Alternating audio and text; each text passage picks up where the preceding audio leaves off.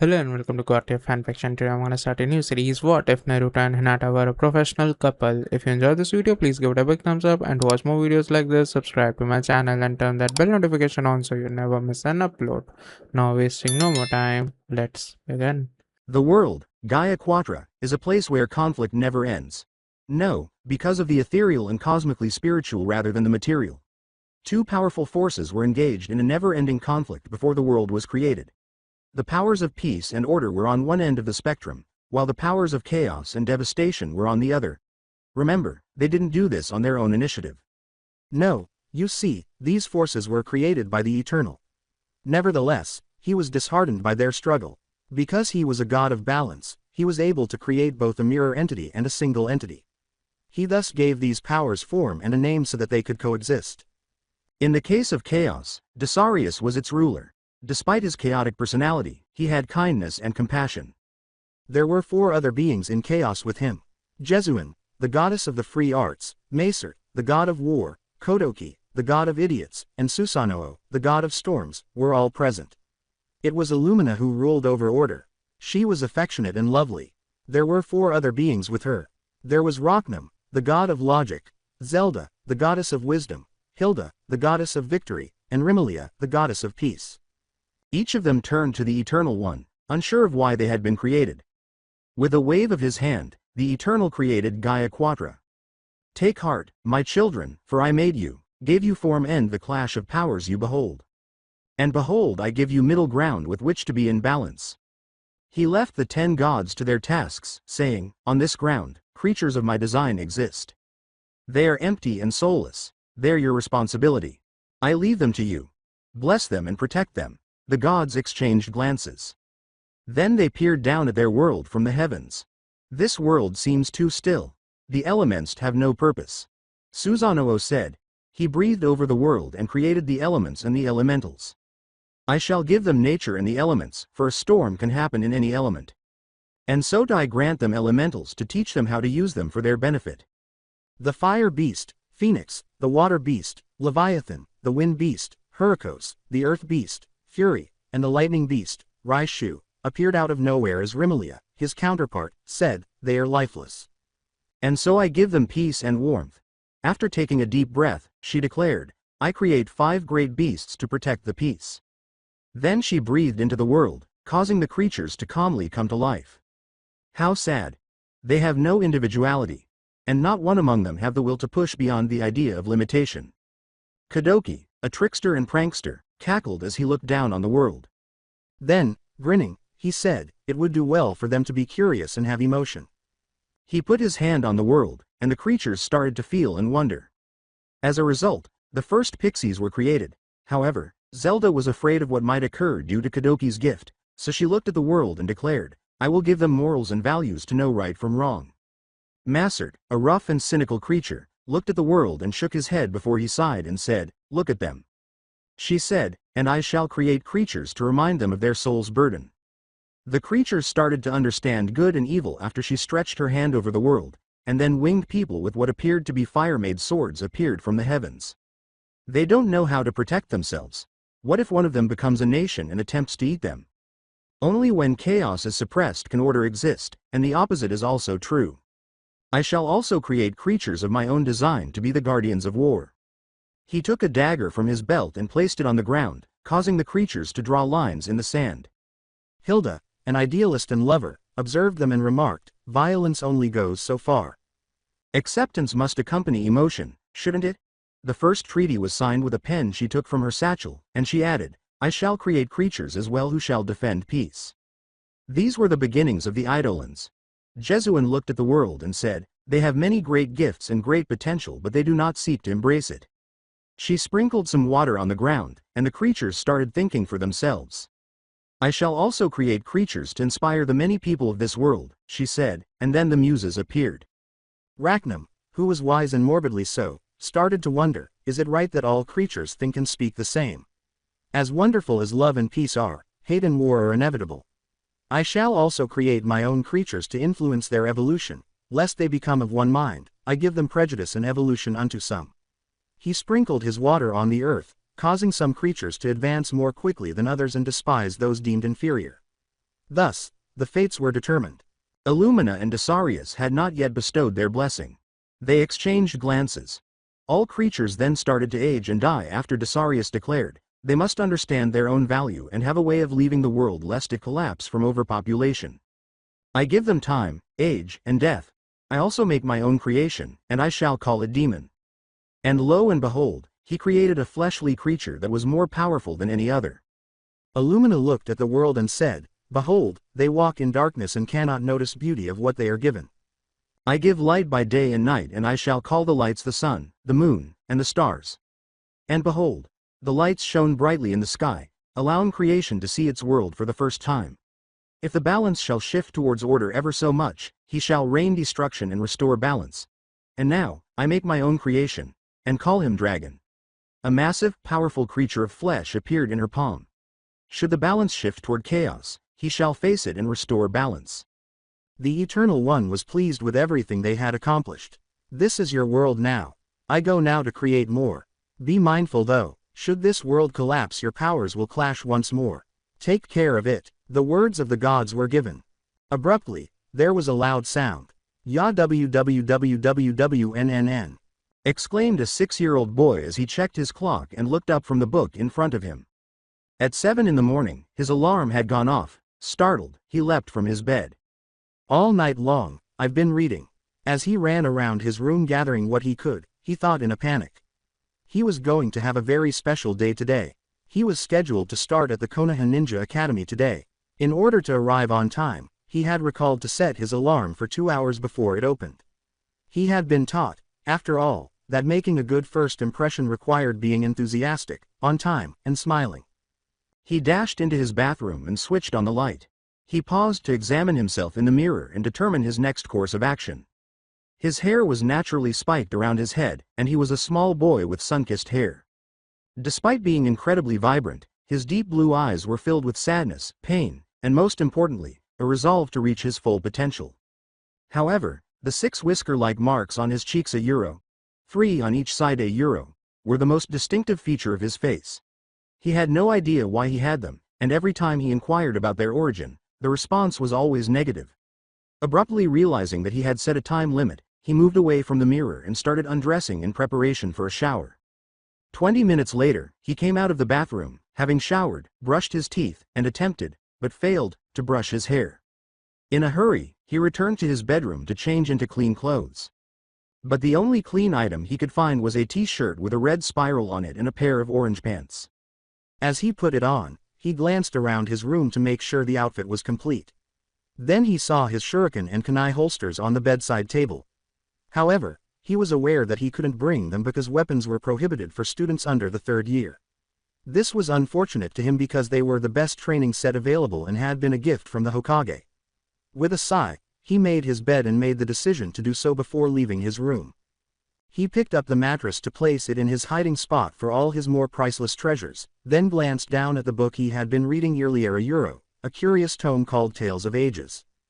He went to his closet, pulled open the door, and got on his knees.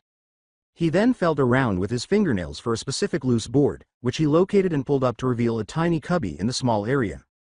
He treasured items inside, such as the small silver gimel coin with a sword and gun crossing on one side and a sheriff star on the other for heads. Along with it were a small knife that a samurai from the Land of Iron had given him when he was 3 years old, and a perfectly spherical crystal with the kanji for storm that a traveler had given him when he was 4. He replaced the floorboard as gently as he had placed the book in his hiding place. After finishing that task, he got up and hurried from his bedroom into his tiny apartment's main room. Since he had little food on hand and could hardly go out to get more, he went to the kitchen and prepared a small breakfast for himself. Unbeknownst to him, no store would let him purchase from them because he would only be greeted with contempt or, in certain situations, violence. Thus, once a month, the old Hokage would assign one of his Anbu a euro, a specially trained assassination hunter squad a euro, to purchase groceries for the child. The child went to his front door after finishing his meager meal, grabbed his backpack containing his new books, notebooks, and various utensils, put on his sandals, and left. Look out, Konoha. The next Hokage Uzumaki Naruto is on his way to greatness, he thought to himself as he stepped outside and gazed at the monument perched on the mountain's side overshadowing the Leaf Village. In an attempt to get away from the hunter he knew was pursuing him, Naruto was sprinting through the forest as quickly as his legs would allow.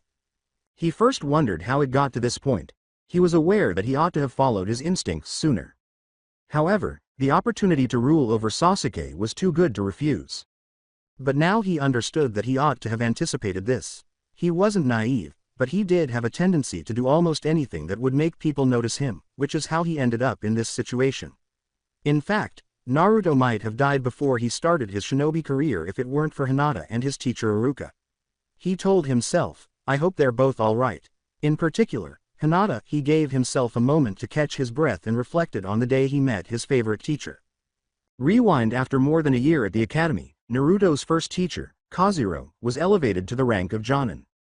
He didn't like Naruto at all, they both felt that way, and he would go to great lengths to try a Euro, and fail a Euro, to make Naruto feel excluded. His strategies typically included giving Naruto more homework, which he completed incorrectly, or attempting to catch him off guard with sporadic graded quiz questions, which he answered verbatim from memory. On paper tests, he would even deliberately mark all of his incorrect answers as correct and vice versa, only to hear the boy respond, "Well, I'll just study harder for next one." At the time, he didn't know why it was that way, so he chose to accept it. As an aside, Kazuhiro's first mission as a Jonin left him crippled from the waist down for the remainder of his life, but that doesn't really matter other than the fact that karma is a PM sing bitch to child abusers regardless of whether the abuse is physical or psychological. Naruto thought that meeting Iruka, a recently hired instructor at the time, was a good day. He was tall, but anyone taller than 5 feet was considered a giant in the eyes of a 7 or 8-year-old. Just behind the top of his skull, his shoulder-length brown hair was tied into a tail. After glancing into his black eyes, the children, especially Naruto, who were naive little angels, read, "Insane little devil spawn," assumed he would be a softie. Another noteworthy feature is a straight-line scar across the bridge of his nose, which many, read, fangirls, found repulsive. Nevertheless, some students in the class chose to at least treat him with the appropriate deference after realizing that he was concealing his abilities. For the briefest of moments, Naruto and Iruka locked eyes, but they could both see that they had certain traits in common, like loneliness and pain. Naruto simply chose to observe the new guy's actions from a distance. Whatever it was, it had better happen quickly because Sasuke, the resident genius and conceited jerk, was seated next to 2 fangirls who were fighting over it. Sasuke was not particularly dark because this was before the Uchiha massacre, but he was still conceited and believed he knew more than anyone else. Naruto was irritated that he had to conceal his abilities because he could have turned Uchiha Sasuke into a new asshole by now, but he knew that doing so would lead to issues, particularly since he was typically reprimanded for his success by teachers, bystanders, and some shinobi. He thus made himself watch his classmates in an effort to determine where he should be placed. He obviously couldn't be at the top, so he had nothing to gain from positions 1 through 5. However, he also believed that he was not able to be a part of the median. The last time he attempted to even use his mediocre shinobi abilities, he was typically met with self-harm from others.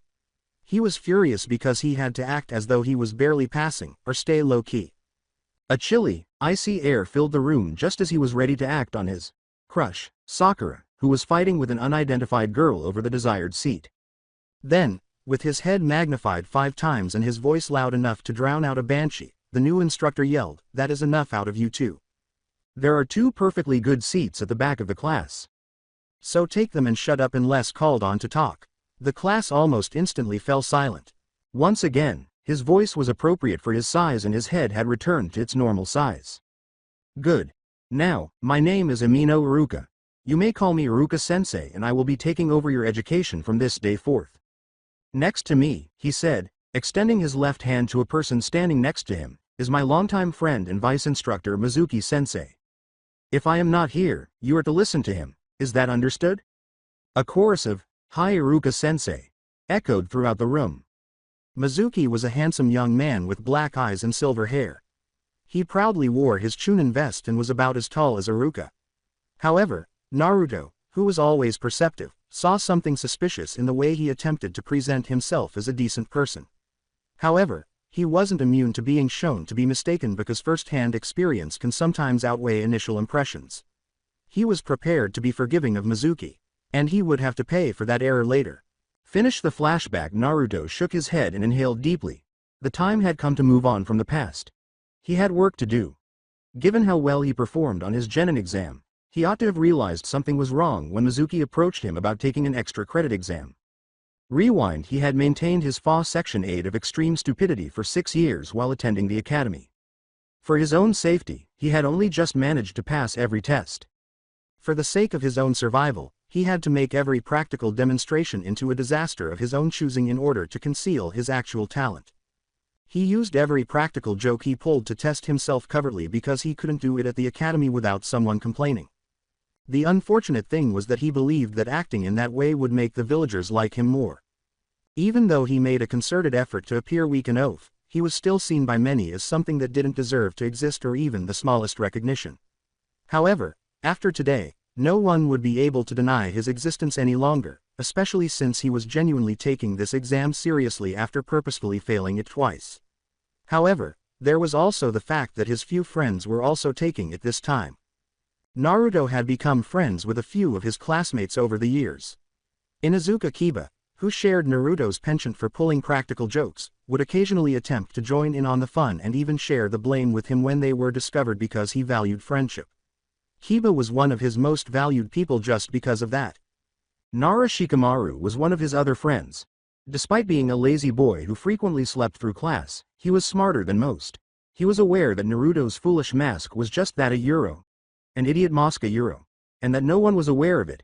He told Naruto that he was aware of it and that it was too troublesome to be concerned about. Alongside Shikamaru's friendship came Akamichi Choji, who Naruto found cool because he could eat nearly as much ramen as Naruto. Additionally, he appreciated Choji's friendliness and willingness to share his snacks. Additionally, there was the somewhat strange Aburame Shino, who Naruto kind of liked because he was fascinated by bugs. Shino didn't try to pass judgment on him like so many others did, which is why Naruto liked him.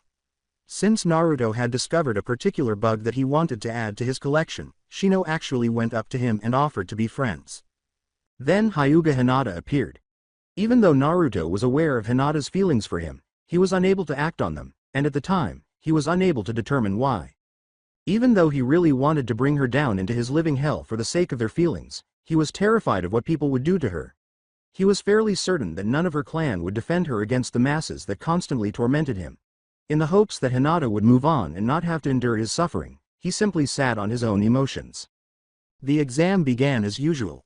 3 versions of the written exam were distributed. 2 for the other students and 1 created specifically for Naruto using genjutsu by none other than Mizuki. There were always more difficult questions or longer answers on Naruto's tests. He didn't wear his mask this time, though, and he didn't intend to hold back. All of his true self would be on the table today. He quickly dispelled the genjutsu on his test paper and set to work answering every question within the 3 hours that Iruka had given him. The students would learn after lunch that although he was the last to turn in his test, he was the only one with a perfect score. There was some controversy among the students as a result, and many of them accused him of cheating. When Iruka brought attention to the situation's facts, he disproved their theory. He began by discussing how he had sat in the front row next to the wall. His second point was that he had no one to imitate because there were 2 vacant seats to his left. He concluded by saying that Iruka had congratulated him and everyone else for searching for cheat sheets. The other teachers and students, some in awe, some in anger, and some in denial, could only stare in disbelief at his academic accomplishment after all that evidence was presented. A taijutsu performance was the next section of the test. He was supposed to show off his taijutsu against Sasuke by some lucky circumstance, read Mizuki. He was wearing a bored expression as his fan base chanted things like, "Kill him Sasuke-kun," and, "Beat him up bad Sasuke-kun." His eyes lowered and his head shook as he said, "I feel so sorry for you, loser. You know you won't win here. So why don't you give up now? Losers like you don't need to be shinobi anyway." He smirked smugly. With a small snort, Naruto responded, "Wow. I thought you were supposed to talk smack after you win. But hey, why not? I'll join in on it too. Now, if you have anything else to say, Teme, say it now or you'll need to wait until after you regain consciousness." Naturally, Sasuke's fangirls took offense at his treatment of their idol and intensified their death chant, which made some of the proctors smile. This section was marked down with a F before it even started. However, when Iruka initiated the match, they were unprepared for what transpired. A cry of "Ring out" reverberated throughout the now silent arena as it ended after barely 5 seconds. Naruto delivered a shoulder tackle to Sasuke Uchiha's sternum, effectively knocking him out of the ring and knocking him back 15 feet.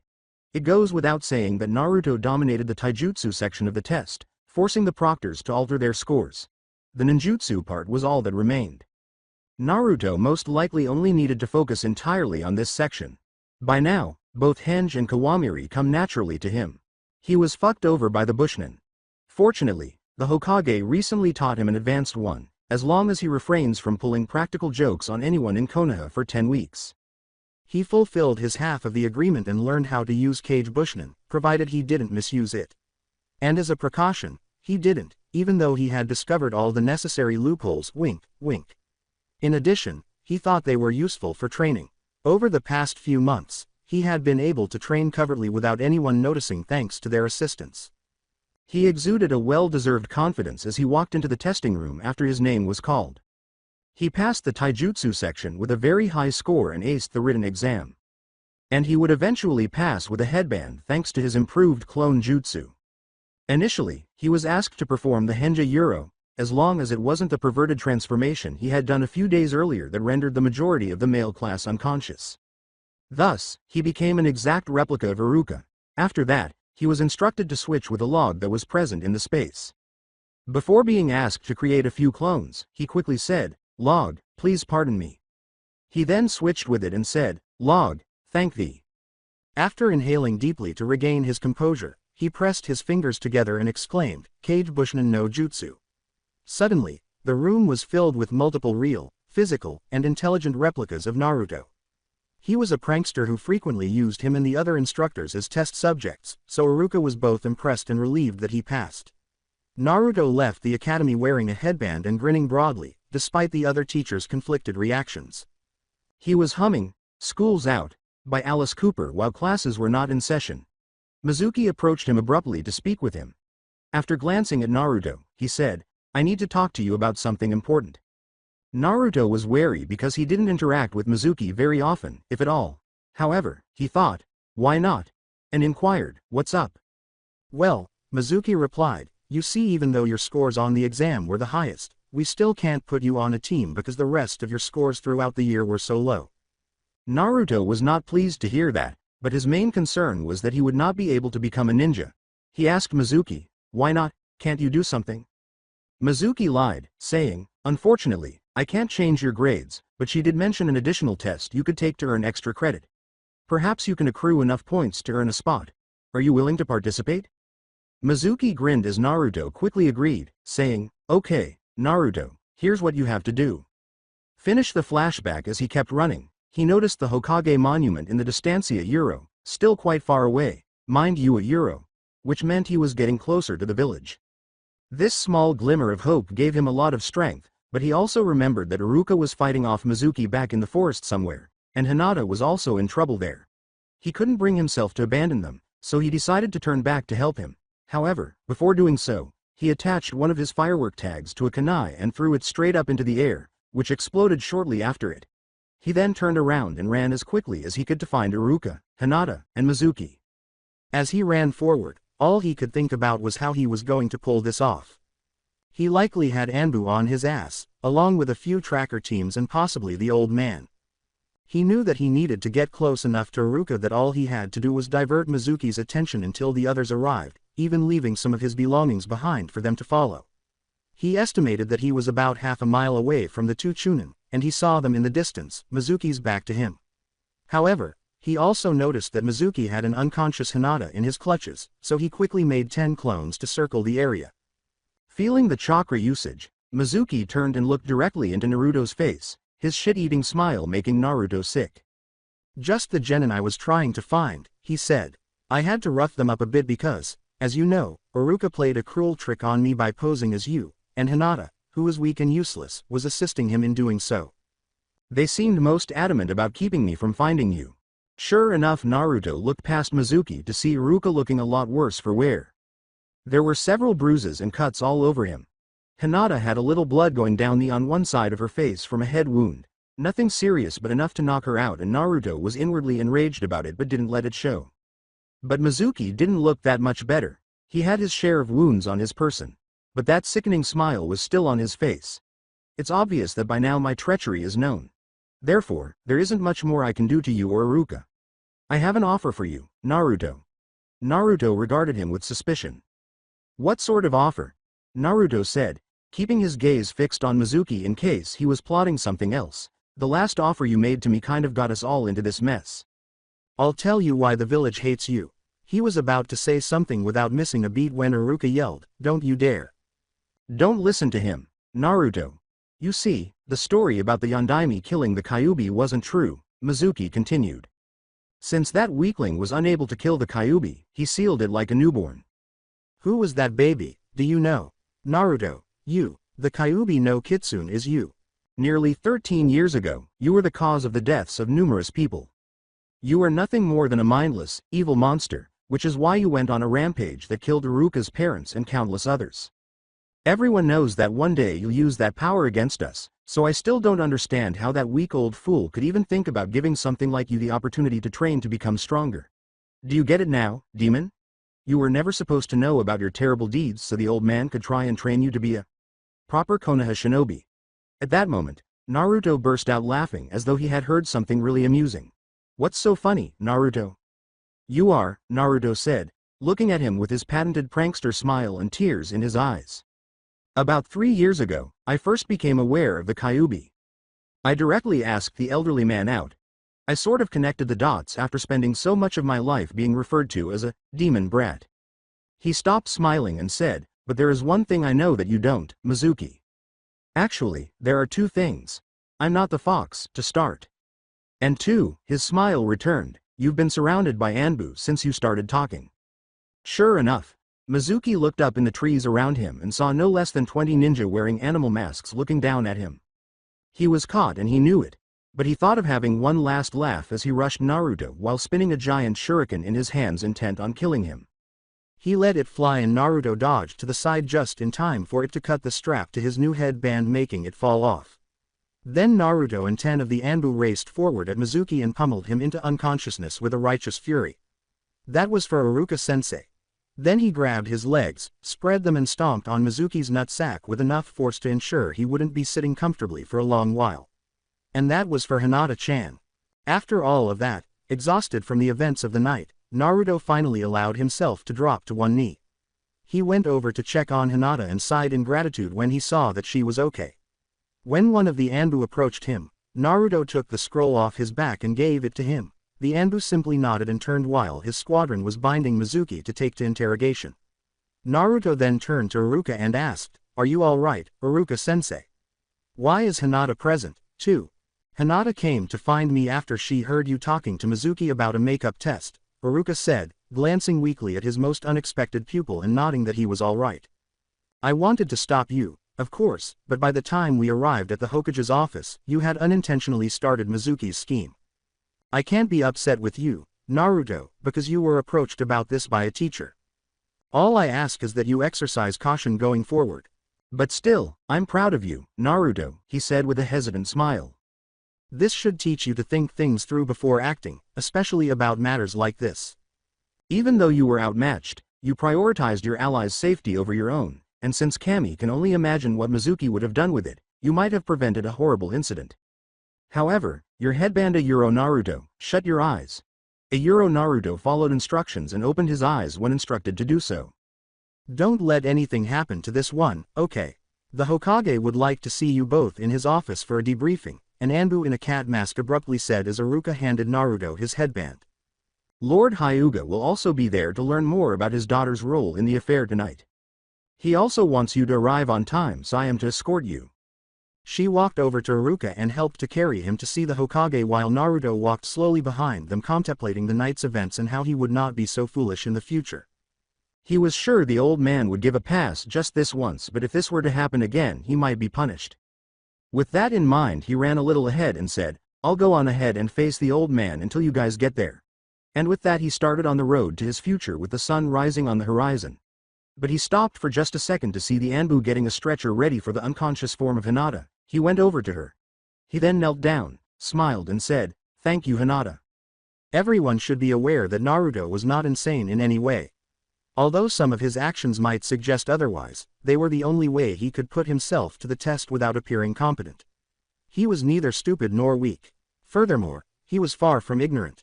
Other than taking the information about the fox's nature with a grain of salt, his first course of action on the day he heard about it from the Hokage was to get to know Ida, or him, as the fox preferred to be compared, since he was actually a male. Rewind. Naruto had been walking with a lot on his mind and no particular destination in mind. Today was his 9th birthday, and as is customary on his birthday, he was being treated with more hatred than usual by the general public and even some shinobi. But now he knew why. As he walked by them in the street, his head lowered. He was summoned to the Hokage's office to receive his yearly gift, a collection of books on Fuinjutsu, the art of sealing, written by Jiraiya, a former pupil of the Hokage. However, Naruto didn't appear to want a gift when he entered his office. Given all of the hate he was subjected to, he actually didn't seem to want to exist. All he wanted was an explanation. For this reason, he immediately sat down in the chair in front of the desk as soon as he entered the office and asked, "Am I the Kyuubi?" Hiruzen Sarutobi's initial response was, of course, to look at the child in disbelief. He knew he couldn't tell Naruto the truth or lie because both could hurt the boy, so he wasn't sure how to respond. Then he noticed the expression on Naruto's face. It was an older man's kind of look. The advice was to do your best, while maintaining a carefully controlled level of awareness to spot false information. He was aware that Naruto only wanted him to be as truthful as possible without giving away too much. But that didn't stop him from responding. First off, I'm glad you decided to ask me here in the privacy of my office. Secondly, why are you asking? Did someone tell you something they shouldn't? Naruto looked Sarutobi in the eye and replied, no one told me anything. But that does not stop people from implying some things like how I was the only child born that night, so it could be possible that I am the spawn of the Kyuubi. Or they also like to write things like demon, monster and evil on the walls outside my apartment. Add in the fact that my birthday is on the same day as the Kyuubi's defeat, and that I was the only baby born that night. I did the math and came up with a few conclusions, all of which include me and the fox in some way. I want to rule this one out so I can sleep at night because it has been keeping me up nights just thinking everyone is right in calling me a monster. Please, old man, I have to know. He concluded with his plea that how desperate he was.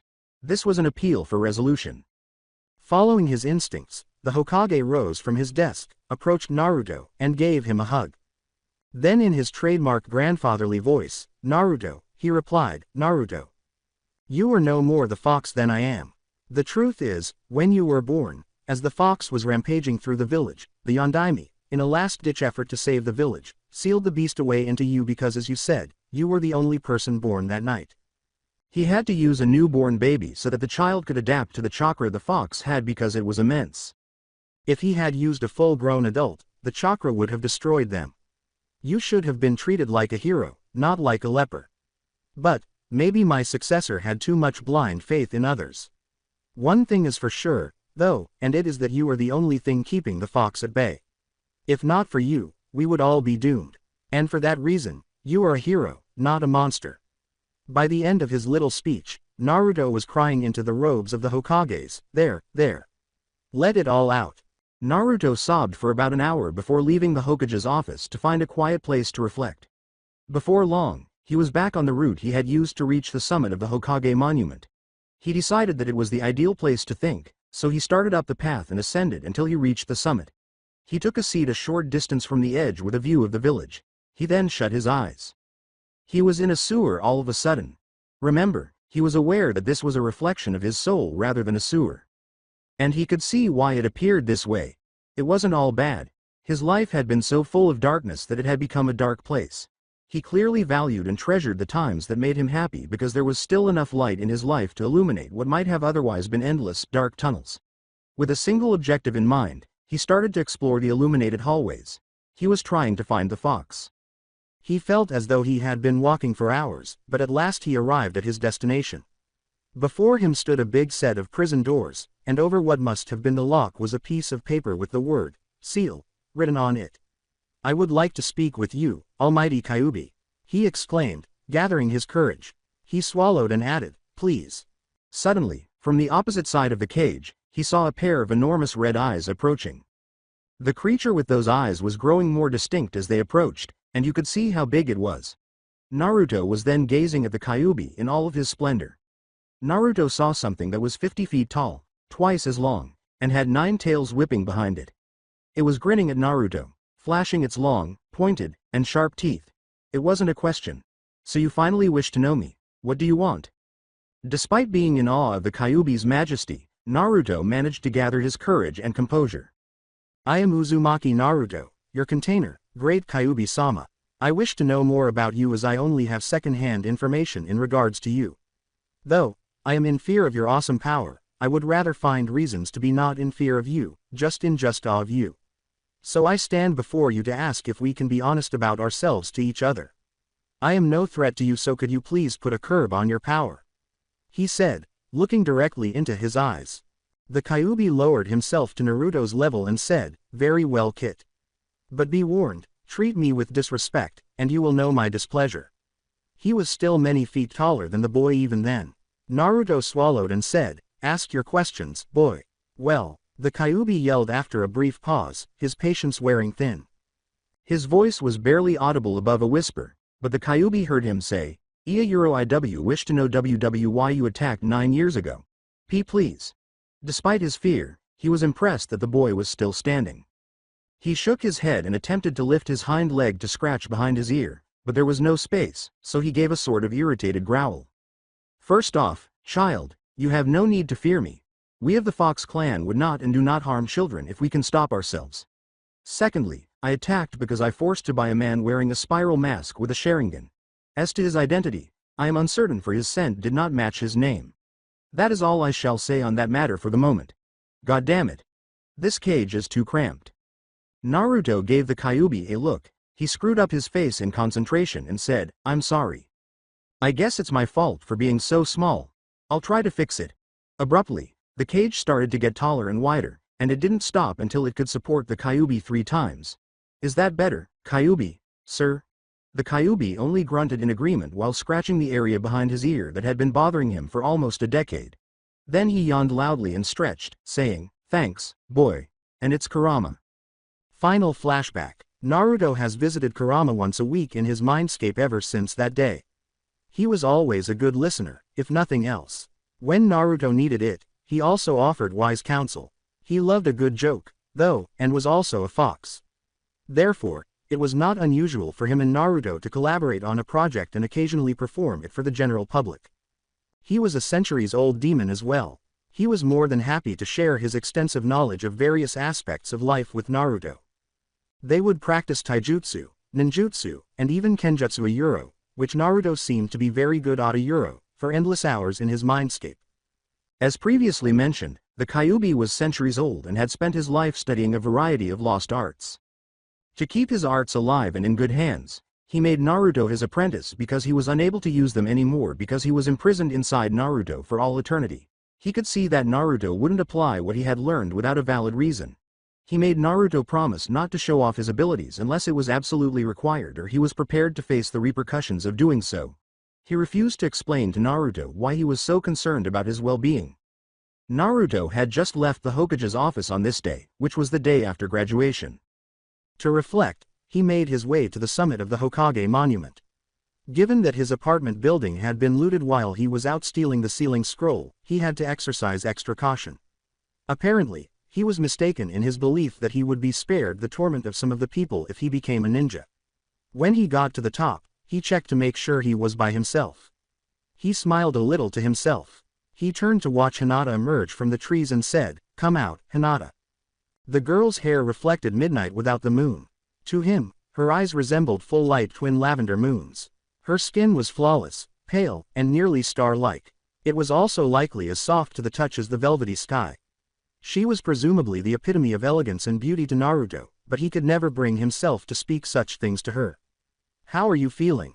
Trying not to mention the Kyuubi, she said, "I'm alright and Naruto KK-kun. How are you? I hope you didn't get into too much tea trouble." She was ashamed of her constant shyness around him, and she really wanted to try to speak with him so she could express her feelings to him. With a smile, Naruto said, "Thanks to you and Iruka-sensei. I can't thank you enough. I'm sorry you got hurt on my account." "It's okay. I was just trying to help, that's all." But I was actually coming here to see you to tell you something, she said as her face turned red. Oh, really? What did you want to tell me? He responded. In actuality, though, he was already aware of it. It's that well, that is to say despite her desire to speak, she was unable to do so. Holding her tongue, she swallowed, turned, and fled.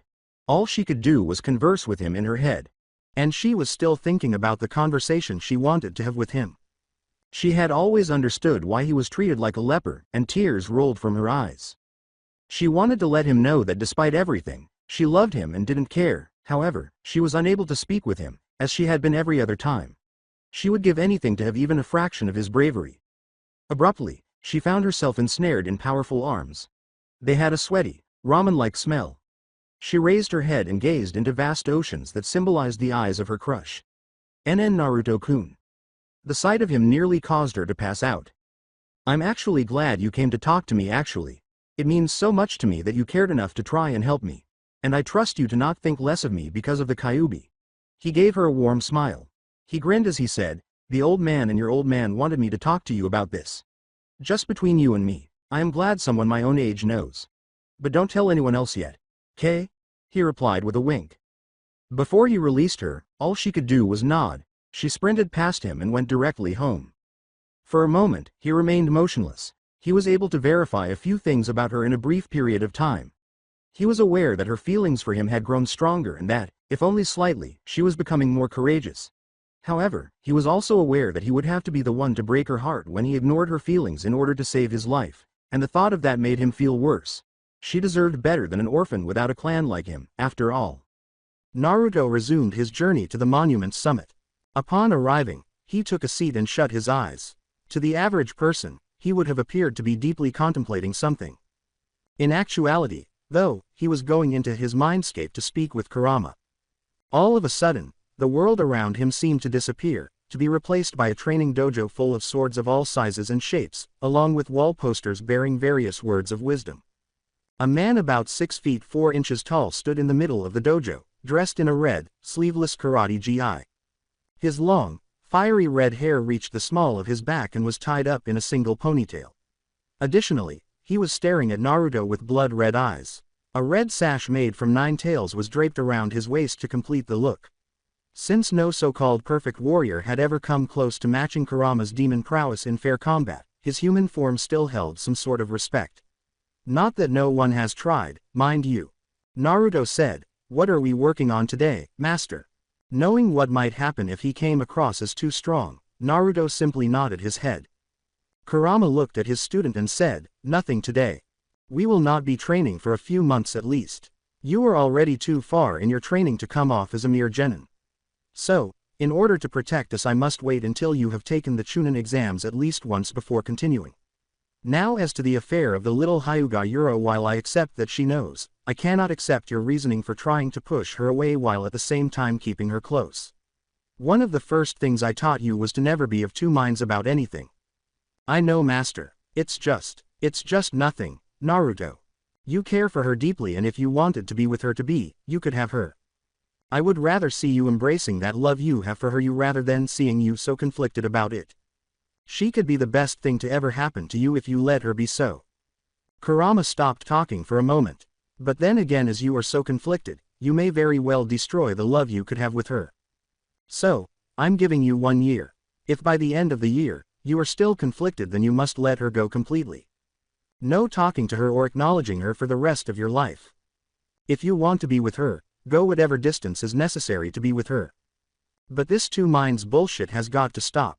Kurama sighed. "I've been where you were before. I had to make a choice that haunts me to this day. My choice cost me the life of the love of my life. And not just once either. I had to lose my love twice. First when I met in my youth, and then again with her reincarnation just a few decades ago. I pray you don't have to make a choice like that in the future." He let out a long sigh. "That's I will say today. Now get out of here." Naruto's eyes opened as a result. Although his heart ached, Kurama was correct. One day he would have to decide. All he could hope was that it wouldn't be too soon. Naruto had some free time because the teams were supposed to be assigned in 3 days. He assessed the damage as soon as he returned to his apartment. He was fortunate that it was as little as usual. Naturally, Minimal meant that he needed to regularly replace his furniture. And as usual, none of his neighbors saw or heard anything. But his concern had diminished. He had long since made the decision to only keep particle board furniture that was inexpensive. The cost of replacing it was lower. While he went to the bedroom, he called forth a few shadow clones to tidy his apartment.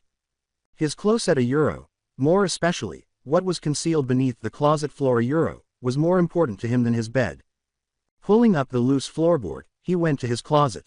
Over time, his small collection of unique treasures had grown. After being read so many times, his copy of Tales of Ages appeared even more torn and patched than before. He still had his little storm sphere, his Gimel coin, and his knife. Additionally, he received a 3-pronged kunai from an Anbu donning a dog mask, a pair of black leather fighting gloves with metal studs on the knuckles, a full set of Fuinjutsu manuals authored by Jiraiya of the Sannin, and a few random books he discovered, such as Lock Coles, a treasure hunter's guidebook. He cherished each of these items for a number of reasons, chief among them being that they were all birthday gifts.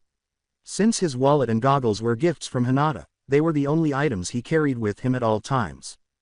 "Dobi, where are you?" a voice called out to him from outside his apartment. "Oh great," Naruto thought. "Sasuke." He replaced the floorboard quietly. After leaving his bedroom, he discovered Sasuke standing in his living room, looking furious. He grinned and said, "Fangirls almost raped you again today." But Sasuke did not grin. He assumed a fighting stance and said, "You humiliated me the other day. I'm here to return the favor." Naruto didn't say anything. "Okay, first off, I have a list of other things that I would rather do than humiliate you, Sasuke. Secondly, you weren't paying attention during our match and made yourself an easy target. And lastly, we are not samurai here. We are shinobi. There's no such thing as a fair fight in this profession. Therefore, I was well within my rights to take you down using any tactic as I saw fit." He then looked Sasuke straight in the eye. "Besides, what you are about to do is considered illegal by the shinobi code." And he continued, "No shinobi may willingly and or knowingly attack a fellow shinobi of the same village unless sanctioned to do so by the head shinobi, hereby referred to as the Hokage, in which case such action can only be approved in the events of one of the above-mentioned shinobi being accused of illegal activity or putting the village at risk." He allowed himself to cough. "I have done nothing illegal, nor have I put the village at risk. I only seem to be guilty of making you look bad, which last I checked, isn't a crime. So, take this bullshit of yours elsewhere. I have to go buy some new furniture." He barely reached the ground floor after passing Sasuke when an Anbu in a deer mask stopped him. They usually came to pick him up to answer for a prank that he may or may not have been involved in. "The council requires your presence, Uzumaki-san." Naruto had to use all of his self-control to resist saying, "Fuck." "Oh great," Naruto thought. "In addition to Sasuke, the foolish jerk that he is, I now have to put up with a group of old farts who haven't made a good choice in almost 30 years. What comes next? A crazy person who is determined to destroy the village." Meanwhile, a man with snake-like eyes sneezed in an undisclosed location. Naruto said without much anxiety, "On my way." When Naruto reached the council chamber, he carefully opened the door and took a quick look inside. There were 2 tiers of the council. The civilian council was one side. It was mostly made up of businesspeople, including bankers, merchants, and ordinary politicians. People who had been repeatedly elected for many years made up the majority of the civilian council. Since no new idea was deemed worthy of the least amount of attention unless it agreed with the current status quo and could be used to their advantage, it was safe to assume that they hadn't accomplished much in a long time. The Shinobi Council made up the other half of the council. It was composed of some experienced shinobi and the heads of the shinobi clans. Among the two, Naruto was consistently treated fairly by the Shinobi Council. They were in charge of the hidden village's military facets. Ninjas were involved if they were. Even though their influence was limited, they also had a say in how the village was managed. Fortunately, the civilian council had no influence over the village's military features. That's not to say they didn't attempt to cross that line several times, both overtly and covertly. However, they were not very successful. In Naruto's opinion, that was a good thing. The Hokage and his 3 advisors, Homura, Kaharu, and Danzo Old Hag, Old as Sin, and Old and Ugly, were seated on the far side of the room across from the door.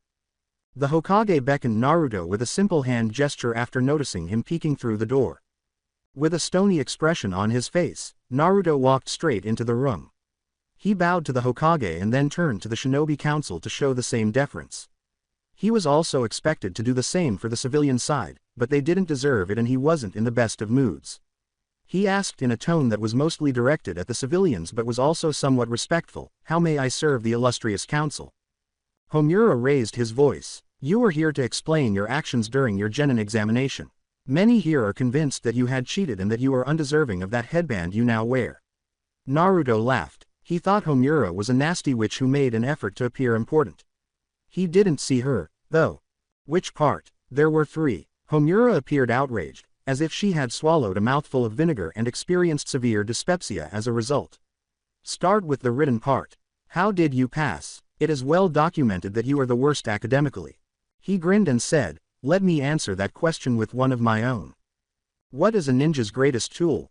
Akamichi Shuza, a large, amiable-looking man, responded. "Deception." Naruto nodded his head and responded, "Exactly.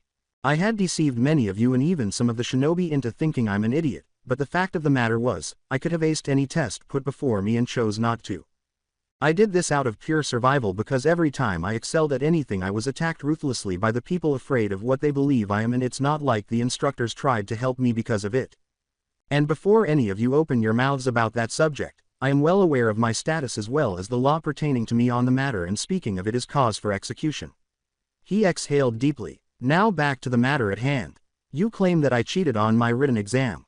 How could I have done so, sitting in the front row, by a wall, with no one next to me, and having been checked for cheat sheets before the exam started?" A commotion erupted. "I thought so. Next question. What about the jutsu portion? How is it that you, a boy who can't create a single regular clone, was able to pass?" Replied Koharu. Naruto replied without missing a beat, "I petitioned the Hokage a year ago about teaching me an advanced clone because of my inability to utilize the standard clone.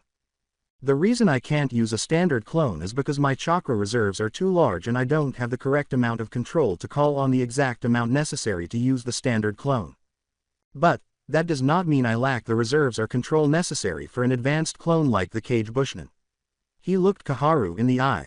"If you're still not convinced, I can show you my abilities." "That won't be necessary," Koharu said angrily. "Very well. What about the taijutsu portion, where you embarrassed the last Uchiha?" "First off," stated Naruto, "that was a sanctioned fight. So, I can't be held accountable for anything that may or may not have happened during said event. Secondly," he went on, "the Uchiha did not make any move to defend himself or to make any indication that he was taking the match seriously, which pretty well proved to be a big mistake on his part. We are training to be ninja and must therefore be aware of what's going on around us at all times." He laughed. "Besides, we are taught to take every advantage given and he gave me one, so I took it. And I don't look at it like I embarrassed him, I look at it like I humbled him, dropped his ego down to earth a little. Maybe he won't be so keen as to act like that next time." By the end he had a broad grin on his lips. Danzo inquired, "How much potential have you been holding back?" He fixed Naruto with an intense, menacing gaze. Naruto simply waved it away. "That is between me and the Hokage. As it stands, as an official ninja, I only have to answer to the Shinobi Council and the Hokage now. And, seeing as you are neither, I don't have to answer your question." He looked directly at the Sarutobi. "But, I'll be nice here and vaguely answer your question. I would say that I'm strong but not strong enough, and leave it at that."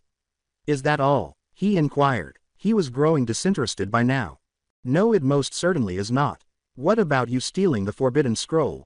exclaimed a pink-haired woman in the back as he turned to face her. The head of the civilian council was Sekiri Haruno. Her only goal in life was to force everyone to see things her way or not. She was a loud, harsh, and mean woman. She also had a way of using words that could be confusing to even the most skilled politicians, along with a cruel and crafty intellect. She was just a complete bitch, in Naruto's opinion. But Naruto, always ready to defend himself, said with conviction, "The matter of which you speak is a shinobi matter that you have no business inquiring of.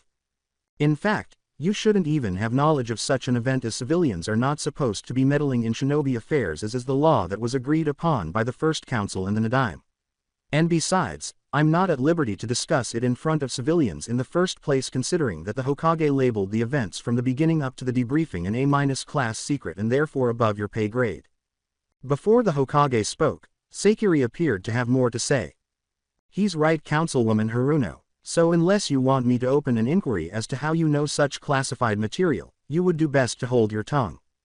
As for you, Naruto, I'm sorry to have wasted your time. You may leave. Sakiri was left speechless. A 13-year-old boy had just outwitted her. To make matters worse, the entire council had witnessed her reprimand. As Naruto calmly left the council chamber with a self-satisfied expression on his face, she shot him a look of pure outrage and hatred. Naruto was quite anxious because today was the day for the team assignments. To the best of his knowledge, it was customary to pair the Rookie of the Year and the Kunoichi of the Year with Naruto, who died earlier. For anyone else, this would have been a dream come true in any other situation. However, since Naruto would be stranded with Sasuke and Sakura, this could become a terrible nightmare for him. He only now realized how much he had held back, but it was always 20/20 in hindsight. He was quieter than normal when he entered the classroom. Over the last few days, he had been a little quiet. In the same week, he had already alienated Sasuke and made a few enemies on the civilian council. The fact that he hadn't had a chance to talk to Hinata in depth following their encounter a few days prior, however, was what was truly bothering him. She was seated in the back row, and he could see that she was attempting to look him in the eyes, but she was only able to do so for a few milliseconds before retreating into herself. When he noticed this, he headed for the back row with the intention of occupying the vacant seat beside her.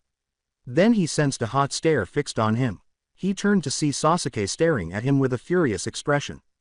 Given that he refused to kiss Sasuke's ass like everyone else, Naruto wasn't overly shocked. "Oi Dobi, why is Sasuke-kun looking at you like you did something to him?" he exclaimed as he turned his attention from Sasuke back to the back row and proceeded up the stairs.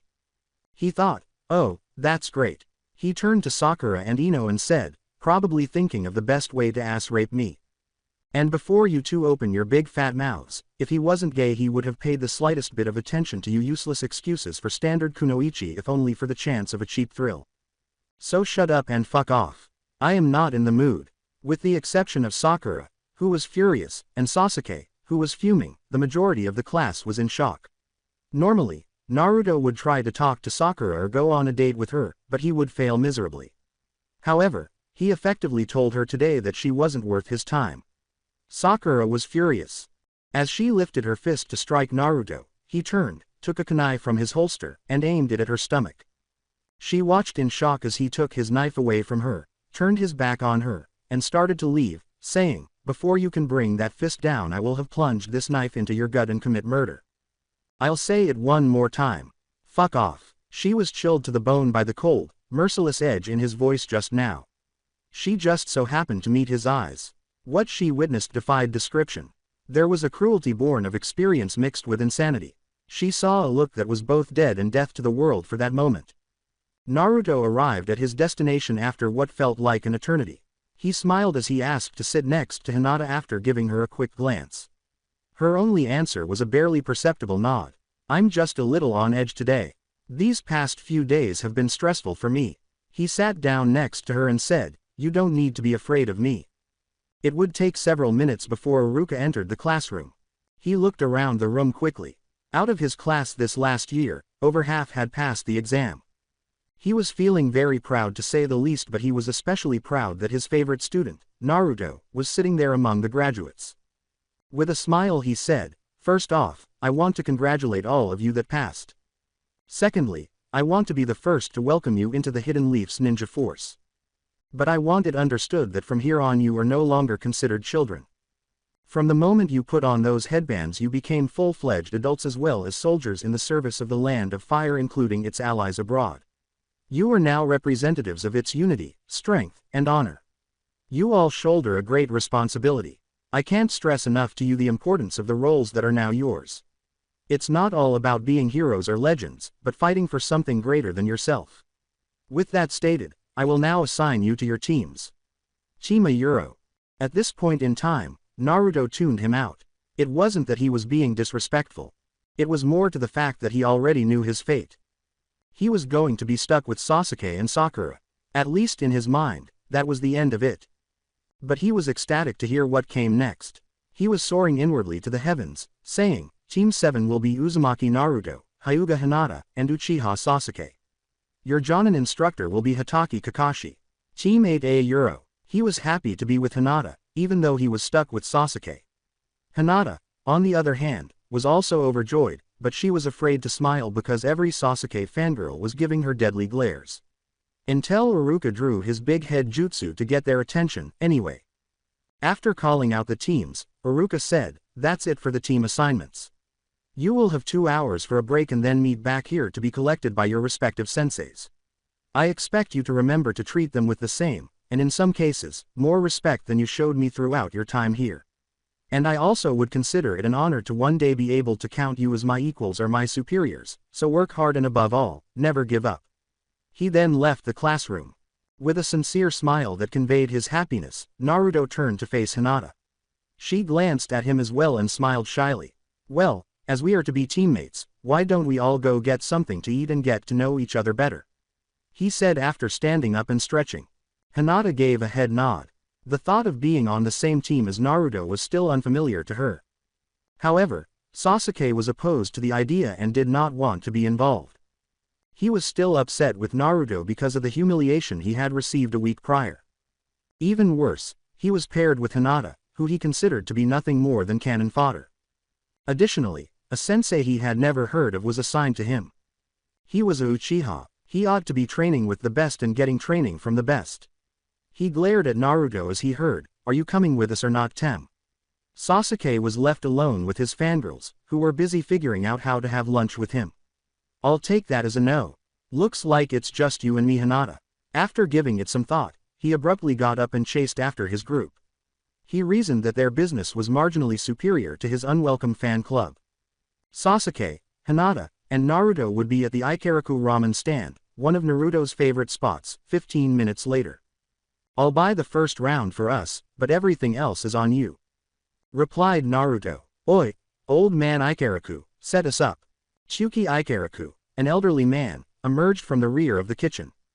He had a friendly face, was tall, and had some muscle. Ayame, his daughter, was standing beside him.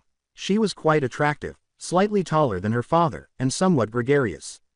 She looked slyly and said, "And who are these people, Naruto?" "A girlfriend and her brother perhaps." "Ayame, don't tease them like that. Naruto just graduated, so those are probably his teammates. Am I right, Naruto?" Chuki responded with a sense of humor. Chuki grinned and said, "Ayame, take their orders." He headed back to the kitchen to start preparing their ramen. "That's right, old man. Their first order is on me." Following their orders, Naruto adopted a serious demeanor. "Look, I know some of us are just a little uneasy about being assigned to the team," he said, looking in Sasuke's direction, "but, if we are going to be a full functioning unit, I think we should know as much about each other's abilities, and I mean as much as possible. That means we know about each other's strengths, skills, proficiencies, flaws, our individual personality traits. It's the only way we'll be able to work together. Leave nothing out. Sasuke, I say we start with you." He turned to Sasuke. "I have no flaws to speak of," Sasuke sighed, grinning. "I am skilled at the intercepting fist taijutsu style, I have a small cache of fire jutsus, and I graduated as Rookie of the Year unlike some," Naruto snorted. "My personality is really none of your business, and I will have the Sharingan soon." "That's it." Naruto gave a headshake. "I've already pointed out a few flaws in you. You're egotistical, you have a problem opening up to others, and you've limited your skill set to just fit your clan's mindset. If I were you, I'd work on that, especially your attitude as we progress. It will be a little hard to work with an egomaniac," he concluded with a smirk of his own at the sight of Sasuke scowling. He smiled encouragingly at Hinata and said, "Okay, Hinata. You're next. Don't be shy." "Oh, okay. I'm a practitioner of Juken-style taijutsu. I don't really know any ninjutsu. I'm not very strong, but I am pretty flexible. I am also very shy. I stutter a lot. I don't really like violence, and I'm also considered an failure by clan." Naruto gave her a look. "You forgot about your superior chakra control, which could be useful even if only to help us work on ours, your Byakugan, which will definitely be useful, and your knowledge of medicine, which will most assuredly be an asset. The only real flaw I see is your confidence. But time could take care of that problem. And I'll be glad to help." He smiled as he finished. "I guess it's my turn. I'm fast on my feet, I have an element of unpredictability, I'm proficient with traps, pranks, and parkour. I know a little bit about Kenjutsu, I know a few wind jutsus, and I'm proficient with shadow clones.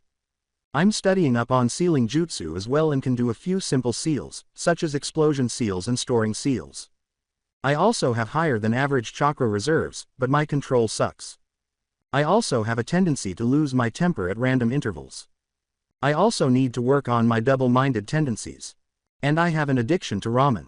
He breathed deeply. Now that we know about each other, we will have to work on the areas that we pointed out as flaws, and it would not hurt to work on expanding on our strengths as well. Hinata, with her superior chakra control, like I said earlier, could help us with our own, which would benefit us greatly. Sasuke, your clan kept a library with over 1,000 different jutsu from every element. If you would provide us with a few low-level jutsu to expand our arsenal, that increases our effectiveness in a combat situation. I can't say I can contribute much, but I can act a distraction for the group so that the others have time to prepare whatever they will. We as a team will have to prepare a team mindset. That means, we will have to set up some time like now to work on tactics and teamwork. As he continued to speak, he and the others were not aware of their future. The sensei. What an interesting team. Will they be able to finally pass my test? At the scheduled time, Naruto, Hinata, and Sasuke returned to the classroom. They have been discussing ways to help the team as a whole for the last hour and a half. Sasuke followed Naruto and Hinata to the back of the class in order to avoid the frightening adoring glances of his fangirls. He sat down beside the distant wall, Naruto at his side.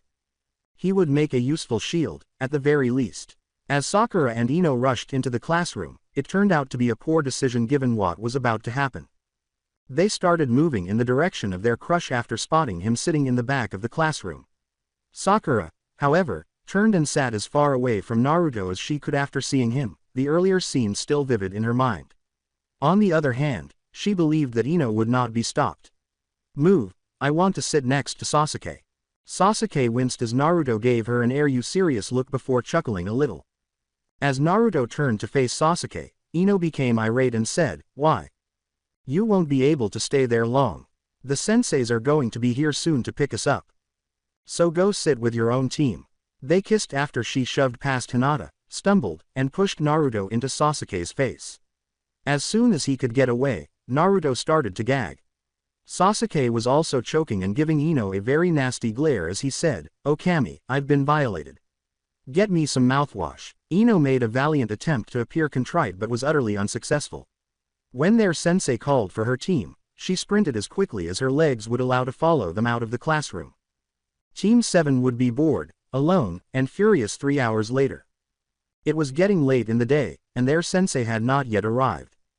Nato and Sasuke both screamed in rage, "Where the hell is this guy?" At the same moment, they were alone since everyone else had left. Hinata appeared to be the only one who had maintained her composure. Maybe he got held up with something important. At that moment, they heard footsteps entering the hallway. Naruto hurried over to the chalkboard, took an eraser, and slipped through the door's crack. Then, taking care to make as little noise as possible, he dashed back to his seat. The door then opened. The entrant was struck on top of the head by the eraser. The man who entered the room exuded a carefree attitude, as though he didn't give a damn. Despite being slightly over 6 feet tall, he appeared to be in excellent physical shape. One side of his silver hair was spiked. With a mask covering the lower half of his face and a headband covering one of his eyes, his face was a mystery. After stooping to retrieve the eraser, he turned to face the trio. He smiled and said, "My first impression Isayuro, I don't like any of you." He vanished from view after saying, "Meet me on the roof in 5 minutes." The little smirk on Naruto's face said, "That guy did this to us on purpose." Sasuke nodded his head and said, "He's testing us. Whatever we do, don't give too much away to him." Hinata appeared a little uneasy. "Also, I suggest we take the long way around. If he can't be on time, we don't need to give him the satisfaction."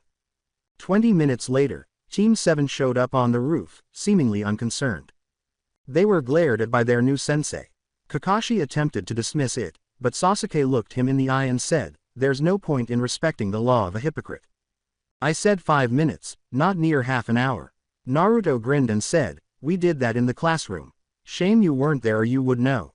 Kakashi was growing irate. "Alrighty then. Well, how about we get to know each other?" Hinata chose to join in on the joke, saying, "Well then do it again for me."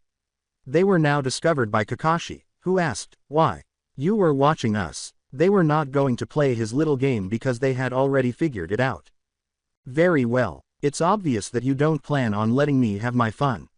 So instead, I'm going to bypass the meet and greet and get down to it. I am your new sensei Hitaki Kakashi. Whether you treat me with respect or not means very little to me. But, you will come to have respect for me as we progress. But before that point in time, you have one more test to complete. What about the Genin exam? Sasuke inquired at this point. Kakashi turned to face him and replied, that was simply to see if you had what it takes to be ninja. The fact is your future career is based on my discretion. When Hinata inquired, what kind of test? Kakashi merely replied, a survival test. Naruto did not believe it. Kakashi had to acknowledge that Naruto was skilled at reading people. You have an ulterior motive.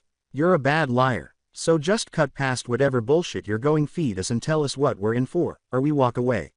You asked for it. Tomorrow, you have to survive against me. I'll only keep 2 of you to train a Euro. Bullshit. It's obvious, he's going to try turn us against each other. He's just too lazy to be a good teacher. Too much effort.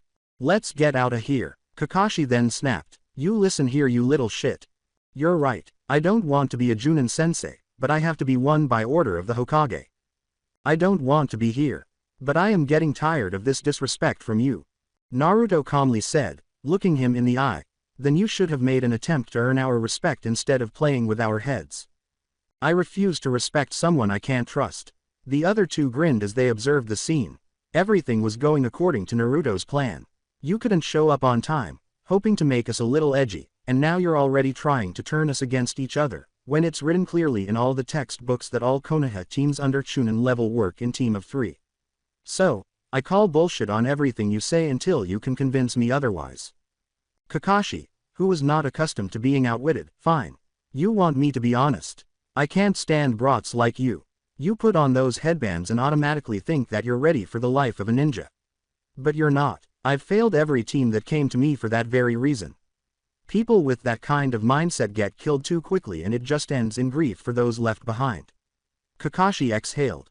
I can understand where you're coming from. But, you automatically assume that we are already like that. You don't even want to give us a chance to prove you wrong. It's like you decided that the world always works how you see it. Naruto was feeling sorry for Kakashi. But, we could be the one team that changes your mind. You never know. I'm only saying, give us that chance without trying to turn us against each other and give us a reason to respect you and make us become the example of real shinobi. Can you do that, or are you just going to keep giving us reasons to not to trust you in making us the shinobi we could be? Interestingly, it was Sasuke who said, I don't want to agree with the Dobi, but he's right. We worked too hard to get here. We want to prove our worth both individually and as a team. And even if it means I have to work side the Dobi and the Wallflower, or if we have to eat, sleep, or even shit as a team, then we'll do it. Some of us may not like it, but I refuse back out. I can't back out, not until I'm strong enough to kill him. He murmured to himself at the end. Hinata gave them both a look. They were both very resolute and strong-willed. She was unable to disappoint them. She spoke a bit louder than she intended to, but she made her point clear. We were assigned to this team. We will not fail. We can't fail. With a hint of reverence, Kakashi gazed at the 3 genin. He saw that they were committed to doing this and said, very well.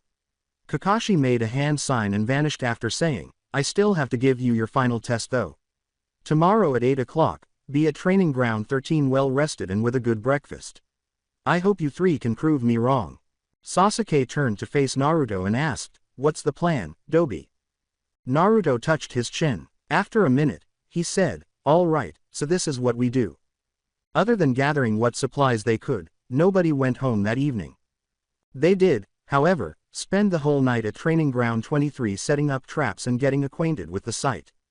What were they doing? Because Naruto raised the question, how often do you get the exact location and time of a major battle before it begins?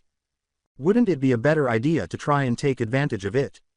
And because he was certain that they would need to gain as many advantages as possible to avoid losing more quickly and severely because Kakashi was a jonin for a reason and Naruto didn't really have enough time to break him down, making him practically unknown. And the worst kind of opponents frequently turned out to be unknown. If at all possible, Neither Naruto nor his allies intended to fight him on an even playing field. It was 5 in the morning when they finally stopped, and they were starting to feel a little worn out. However, in order to prepare for the upcoming trial, they had purchased some pre-made bentos and high-grade chakra pills. They decided to take a quick nap as their next task. Bringing a timer, Naruto set it for 2 hours. They had all fallen asleep, and they quickly fell asleep. At that moment, Kakashi emerged from the shadows. Once his would-be charges arrived at the training ground, he made the decision to monitor them. Overall, he was really impressed at least with Hinata and Naruto. However, Sasuke appeared to let his Rookie of the Year title get to him. He attempted to set things up his own way throughout the entire evening, but most of the time his schemes and traps seemed too simple and easily foiled. However, Naruto's traps appeared to be the work of a true master, and the plans he attempted to discuss with his teammates were on par with those of Chunin. Although Kakashi's own observations of Naruto suggested that he might have been more likely to win Rookie of the Year than Sasuke, the report he received on Naruto claimed that he was the least in the class. He particularly appreciated that he had only captured half of the training area, which was the side that was most distant from the village, demonstrating that he had some regard for it.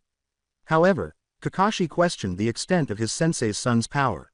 However, he also wanted to impart his strange yet amazing wisdom to Sasuke because he owed it to his long-dead friend Obito. However, he would first need to shatter Sasuke's legendary ego. Easier said than done, was one of those circumstances. Shinobi knew that civilians had been lavishing Sasuke with gifts that had no strings attached, or discounts at the best stores. They even went so far as to give him grandiose delusions, like referring to him as their future Hokage in the making. The fact that Naruto and Sasuke weren't particularly fond of one another was also a sad coincidence that could surface at any time. He then turned to face Hinata, the third person on his team. In defiance of Kurenai's protest, he personally requested her. He had a valid reason, too. After the scroll incident, he had observed their interaction. Upon reviewing the list of contenders, he felt compelled to reject the conventional approach. Despite being the Kunoichi of the year, Sakura was too much of a fangirl and would likely attempt to sabotage the dynamic for Sasuke's advantage out of spite of Naruto. However, Kakashi was certain that Sasuke would have a better chance of working with someone who wasn't a fangirl, and Hinata would likely perform better with his team because, despite her crush on Naruto, she didn't seem the type to let it interfere with her work. Furthermore, despite his cold demeanor, Hiashi requested that he do so. He might have been involved because he was Minato's best friend. Prior to witnessing Naruto's interactions with Hinata, the Hokage was opposed to it. Then he gave the all-clear. All he and Hiashi could hope for was that he could make her stronger. He remained there until their alarm was about to sound. He gave a little smile as he glanced over them again, then walked away reasonably well and waited. The alarm went off, waking Team 7. They each took a roll of toilet paper and chose a different path. They then went back to their sleeping quarters, took the last of the bentos they had brought, and consumed them all before taking a chakra pill. They then began discussing their test-taking strategy in hushed tones until Kakashi showed up, at which point Naruto remarked, "So you do know how to be on time." Before the test started, Kakashi just smiled and said, "Of course." He examined each of them individually in an attempt to gauge them. And he continued, "All right. Here's your final test. You have until noon to get these, 3 bells in all, from me. I will give you a 15-minute head start to prepare and even limit myself to low-level techniques. But even then, I want you come at me with the intent to kill. I want your best or you're not worth my time. Understood?" Their expressions were defiant. "Good. The test will begin now. Oh, just so you know, if you don't get a bell from me I'll tie to a tree and leave you there without lunch or dinner and eat in front of you." In his limitless wisdom, Sasuke chose to abandon Naruto's well-thought-out strategy and launch an all-out attack on Kakashi as soon as he said, "Now." Naruto attempted to voice his disapproval of Sasuke's Kansei to Yuro, quite loudly, mind you. And the Uchiha just demonstrated his incapacity to collaborate with others after all that discussion about teamwork the other day. He was practicing some hand signals in order to get ready for Kaden, Grand Fireball, his best jutsu. He was knocked upside down by Naruto after he grabbed him from behind. "What the fuck do you think you're doing, numbnuts?"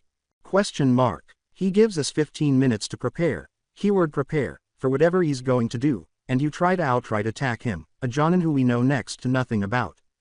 Are crazy or just plain retarded? Sasuke turned and punched Naruto in the face before turning his attention back to Kakashi. He was about to execute the hand signals for his jutsu when Naruto grabbed a fistful of his hair and pulled his head back, causing him to unleash the fire jutsu towards the sky. Naruto then pulled him back to Hinata's location while still holding his hair. Keep in mind that the entire conversation lasted roughly 3 minutes. The next time you do that, I'm going to bind and gag you for the duration of this exercise. We can't afford any dissension, nor can we stray from the plan. This guy said he'd hold back, but by how much we don't know. And we certainly can't afford to test the waters if we can help it. However, Sasuke turned back to Kakashi with a defiant expression in his eyes after saying, "What we can't afford is to give him any quarter. Your plan is all about running away and I refuse to act like a coward. We're doing things my way." Towards Naruto. At that point, Naruto made the decision to carry out a long-held desire of his since meeting Sasuke. He struck him squarely in the face, sending him sprawling to the ground.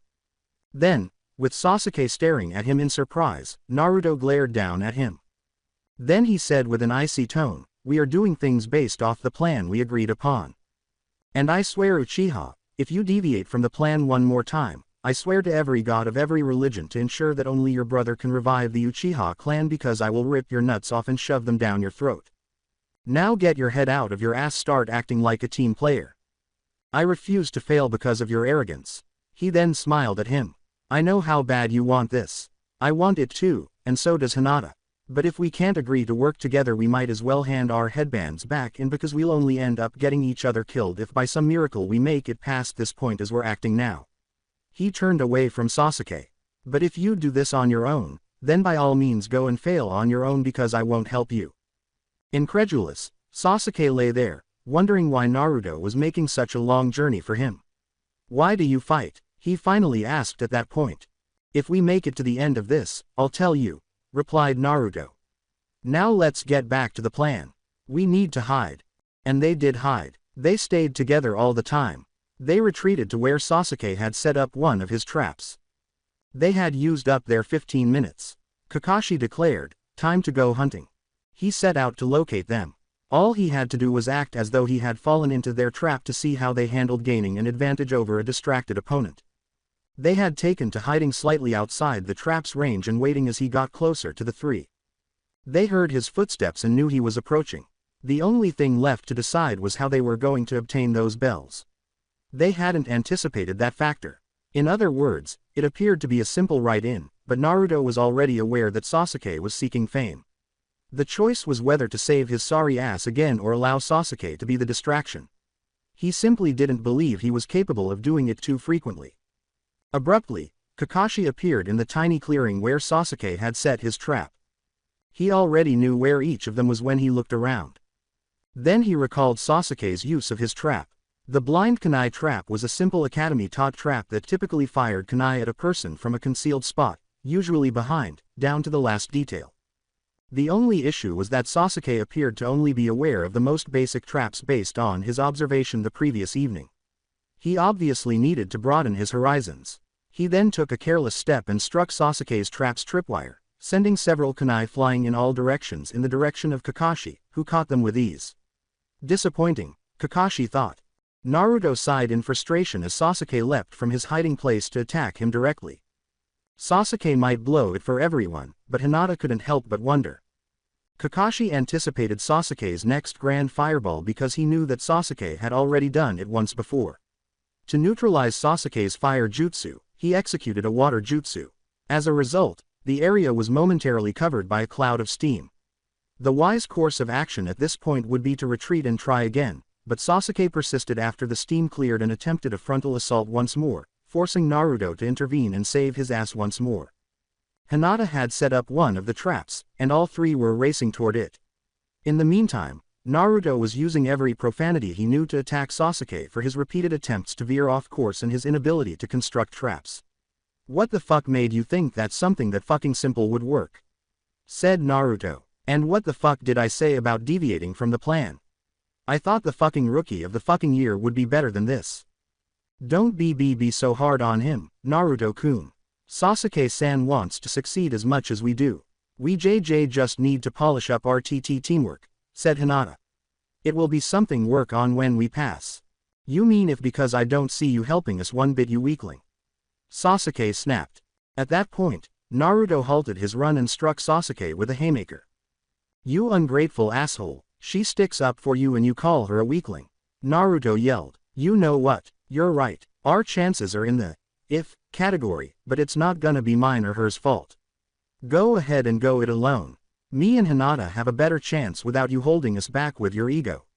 Naruto replied with venom and indifference. Sasuke glared at Naruto after the Academy's greatest failure belittled him.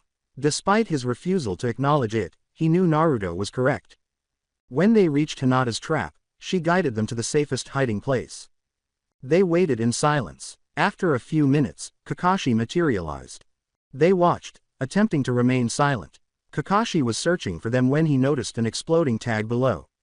It seemed a little depressing to him, and he shook his head. However, he was unaware that Naruto had assisted her. After bending over to retrieve the tag, Kakashi got to his feet, at which point Naruto sliced a small piece of string, causing a hail of Senbon to fall, which Kakashi replaced with the holy log. A small sense of admiration came over him. The one thing he forgot to do was drop the tag, which nearly exploded on him. However, it turned out to be not so much a dud as it was simply severely underpowered, making it similar to being struck by a tiny firework. By then, it's possible that Team 7 had moved from their hiding place and caught up to Kakashi. Kakashi was thrown a kunai by Naruto.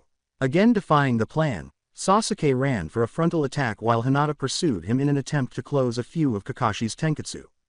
She was unable to approach Sasuke after he deviated once more, so Naruto had to save her by throwing a flash bomb that briefly blinded Kakashi. Then he turned to face Sasuke, punched him in the face, and said, "This is your last warning. Deviate from the plan again, and I'll do what your traitor brother should have done and end you." His words were so icy that Sasuke was genuinely afraid. They eventually arrived at one of Naruto's traps. Upon arriving, they noticed a tiny circle on the ground. The other two, who were well aware of Naruto's abilities when pulling a practical joke, chose not to dispute his authoritative statement, "Get in the circle and don't move beyond it." A tiny stick on the ground caught their attention as they squeezed into the circle. After picking it up, Naruto turned around and saw Kakashi, saying, "Remember, don't move." "Seriously, you three, announcing your perimeter like that, that's very unprofessional," replied Kakashi. Naruto remarked, "And so is standing so close to the safety zone." He then used a kunai to move it over the stick's top and break a nearly invisible section of ninja wire. Now keep in mind that Naruto is addicted to traps. Over the next 30 seconds, Senbon, shuriken, kunai, and even a few pieces of random debris covered the entire 30 square feet. The children saw a scarecrow covered in every sharp object it could get its hands on when it stopped. Sasuke questioned, "Do you think you used enough weapons, Dobi?" Naruto grinned sheepishly and said, "No. I would have used more but we didn't have time." Kakashi, who was standing behind him, said, "Should I be glad you didn't?" Naruto began by saying, "Actually, you're still in danger." Team 7 then vanished in a cloud of smoke. Kakashi had less than a second to register what was said before he saw the tags strewn among the weapons on the ground. And then, Team 7 heard, boom. As they ran, all that was visible back in the clearing was pastel paint. When Kakashi opened his exposed eye, he saw that he was completely covered in those hues. Kakashi sighed and said, "Well, I guess I should have anticipated that." After all, it was Naruto. He then glanced down at his waist and noticed 3 acorns on strings. "When the hell did they snatch them?" Kakashi exclaimed. Training Ground 23 was nearly destroyed a few hours later, with 3 exhausted genin looking down at a very roughed-up-looking jonin. He had several tenketsu closed, was covered in paint, had been singed, and even had some cuts and nicks. They kept Kakashi on his toes, and he couldn't help but be impressed. He was still skeptical of this team, though, primarily thinking about Sasuke and his relationship with the team. Compared to Sasuke, Naruto and Hinata appeared more likely to collaborate. He had been putting himself in danger because he was always trying to do things his way. He also observed Naruto's propensity to speak to Sasuke as if he were an idiot who couldn't understand. According to Kakashi, Hinata had made multiple attempts to act as a peacemaker but had been ridiculed or denigrated by Sasuke, which made Naruto want to hit him. Kakashi mentally reviewed the advantages and disadvantages. On the one hand, by training Sasuke, he would be able to pay back his debt to Obito in addition to training his sensei's son.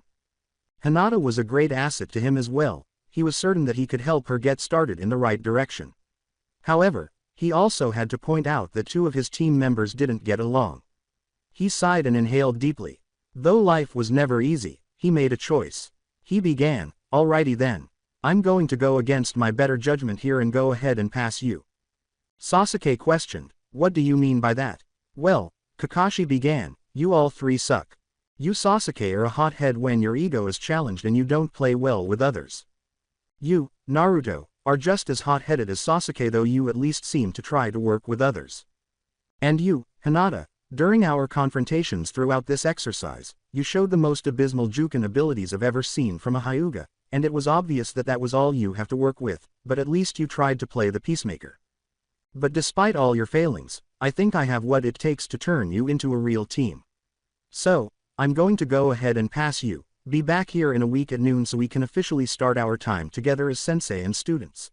After which he replied, "Now if you'll excuse me, I must go report to Hokage-sama," and vanished into the darkness leaves. Sasuke muttered, "How dare he mock me like that?" Naruto replied, "Because we deserved it. In fact, nothing he said was untrue. We're not even out of our first day as genin, and throughout this entire exercise you kept deviating from our plan. You know, our plan, which was working as long as we stuck to it. How many times did I have to pull your ass out of harm's way? I lost count after we hit your third and utterly useless trap involving what you claim were freshly bought exploding tags that fizzled out before they had a prayer of blowing up." "Shut up, Dobi," Sasuke screamed. Hinata said, "Please, no fighting." Sasuke yelled, "Be quiet, Hyuga. No one asked you. Apologize, now." She was trying to. "I don't care her intent. I don't need hers or your advice, and I certainly don't take orders from either of you." Smack. Sasuke had just taken a direct punch to the face from Naruto. "First off, jackass, we shouldn't be fighting among each other anyway. Second, you need to pull your head out of your ass before you get somebody killed." And she wasn't giving an order, she was trying to keep things civil. "I don't know what your problem is. I mean, yeah, your clan was murdered, but if you're the prime example of a true Uchiha, then they're better off dead." He replied with finality, "You probably don't even know why you really fight. You claim revenge, but I think you're still trying to come out of your brother's shadow, and have no clue what you'll do after." Wondering why Naruto was going to such lengths for him, Sasuke stood there in a state of shock. At that point, he finally asked, "Why do you fight?" The question had been posed to warriors for many years. It contained a plethora of responses, many of which sounded generic, but they were supported by a conviction more powerful than 1,000 armies. Naruto replied simply, "I fight to protect.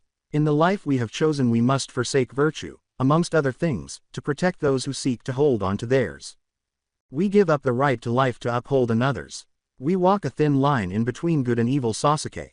So thin is the path we walk that we must accept that evil does exist in this world, a lesson your brother left on you. We must also be willing to step into the realm of evil in order to protect what is good. I fight knowing that I must become a sinner in order to fight for the one thing we have left when all else is lost. Do you know what that is?" Sasuke turned to Naruto. He was grinning. "What I fight to protect is the one thing that makes tyrants fall and turns commoners into kings. It's what makes a man on his last legs get up and keep fighting until the bitter end. I fight in the name of hope. Why do you fight?" By this point, Sasuke was standing again, but his face was down on the floor. For what reason did he fight? I thought of his family. His mind was filled with memories of how happy he had been at the time. Then he recalled how loved he was. His heart gradually started to feel less empty than it had for the previous few years. "Can you teach me about hope?" "Hope is something everyone has. All you have to do is embrace it," Naruto said, grinning. After more than 2 months as genin, they realized that Kakashi was essentially worthless as a teacher less than a week into their new role.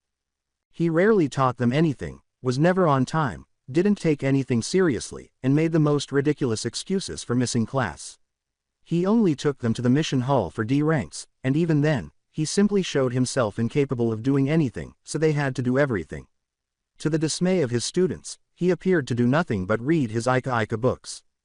While Hinata lacked this advantage, Naruto and Sasuke were accustomed to training and surviving alone. She certainly trained alone, but primarily in accordance with what the Hyuga house deemed appropriate.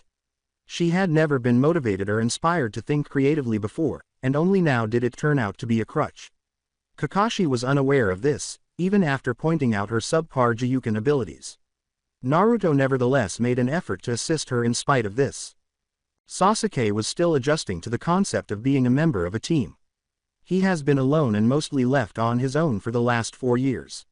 Yes, the civilians did everything in their power to assist him, but he didn't realize until recently that their actions were solely motivated by self-interest.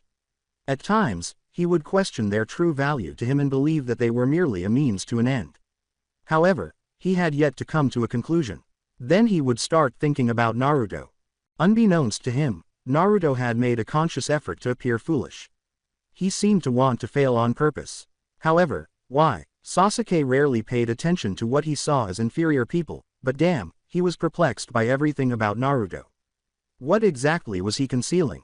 Why did he keep it a secret? The Uchiha couldn't understand him. What was our favorite knucklehead up to? At the moment, Naruto was scowling at Kakashi. Why? Because, if you could call them that, Kakashi had refused to teach him or any of the other team members anything other than teamwork exercises. He refused to even give them any exercises on chakra control. Worse, he attempted to defend their inexperience. In response, Naruto broke into Kakashi's apartment and vandalized it. I quote him as saying, "Being a newly minted genin team, I need to ensure your teamwork is at least acceptable before I even begin to talk about specialized training. So just be patient." Like the people of the village who were subjected to his antics, Kakashi knew he did it but was unable to provide proof. Additionally, Naruto's lack of training caused him to skip team meetings, which could be interpreted as disobedience, but he didn't show it. However, every time someone was dispatched to search for him, he was never found. He also rationalized his appearance by stating, "If you're not going to train us, then there's no reason to show up." Regretfully, his attitude had spread to his teammates to the point where one day Kakashi arrived at the location of his team's meeting to discover that nobody had even shown up. Although Kakashi wasn't usually angry, he didn't like to tolerate this degree of disrespect.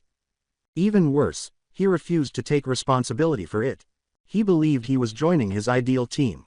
He was unaware that 2 of his members were, to use a more accurate term, self-taught and that they required the appropriate direction that he was failing to provide.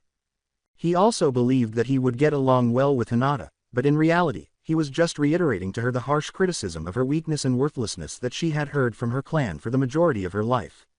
Essentially, he was hampered by his inadequate training, which he refused to admit. The blonde boy's glare at him finally caught his attention. "Do you need something, Naruto?"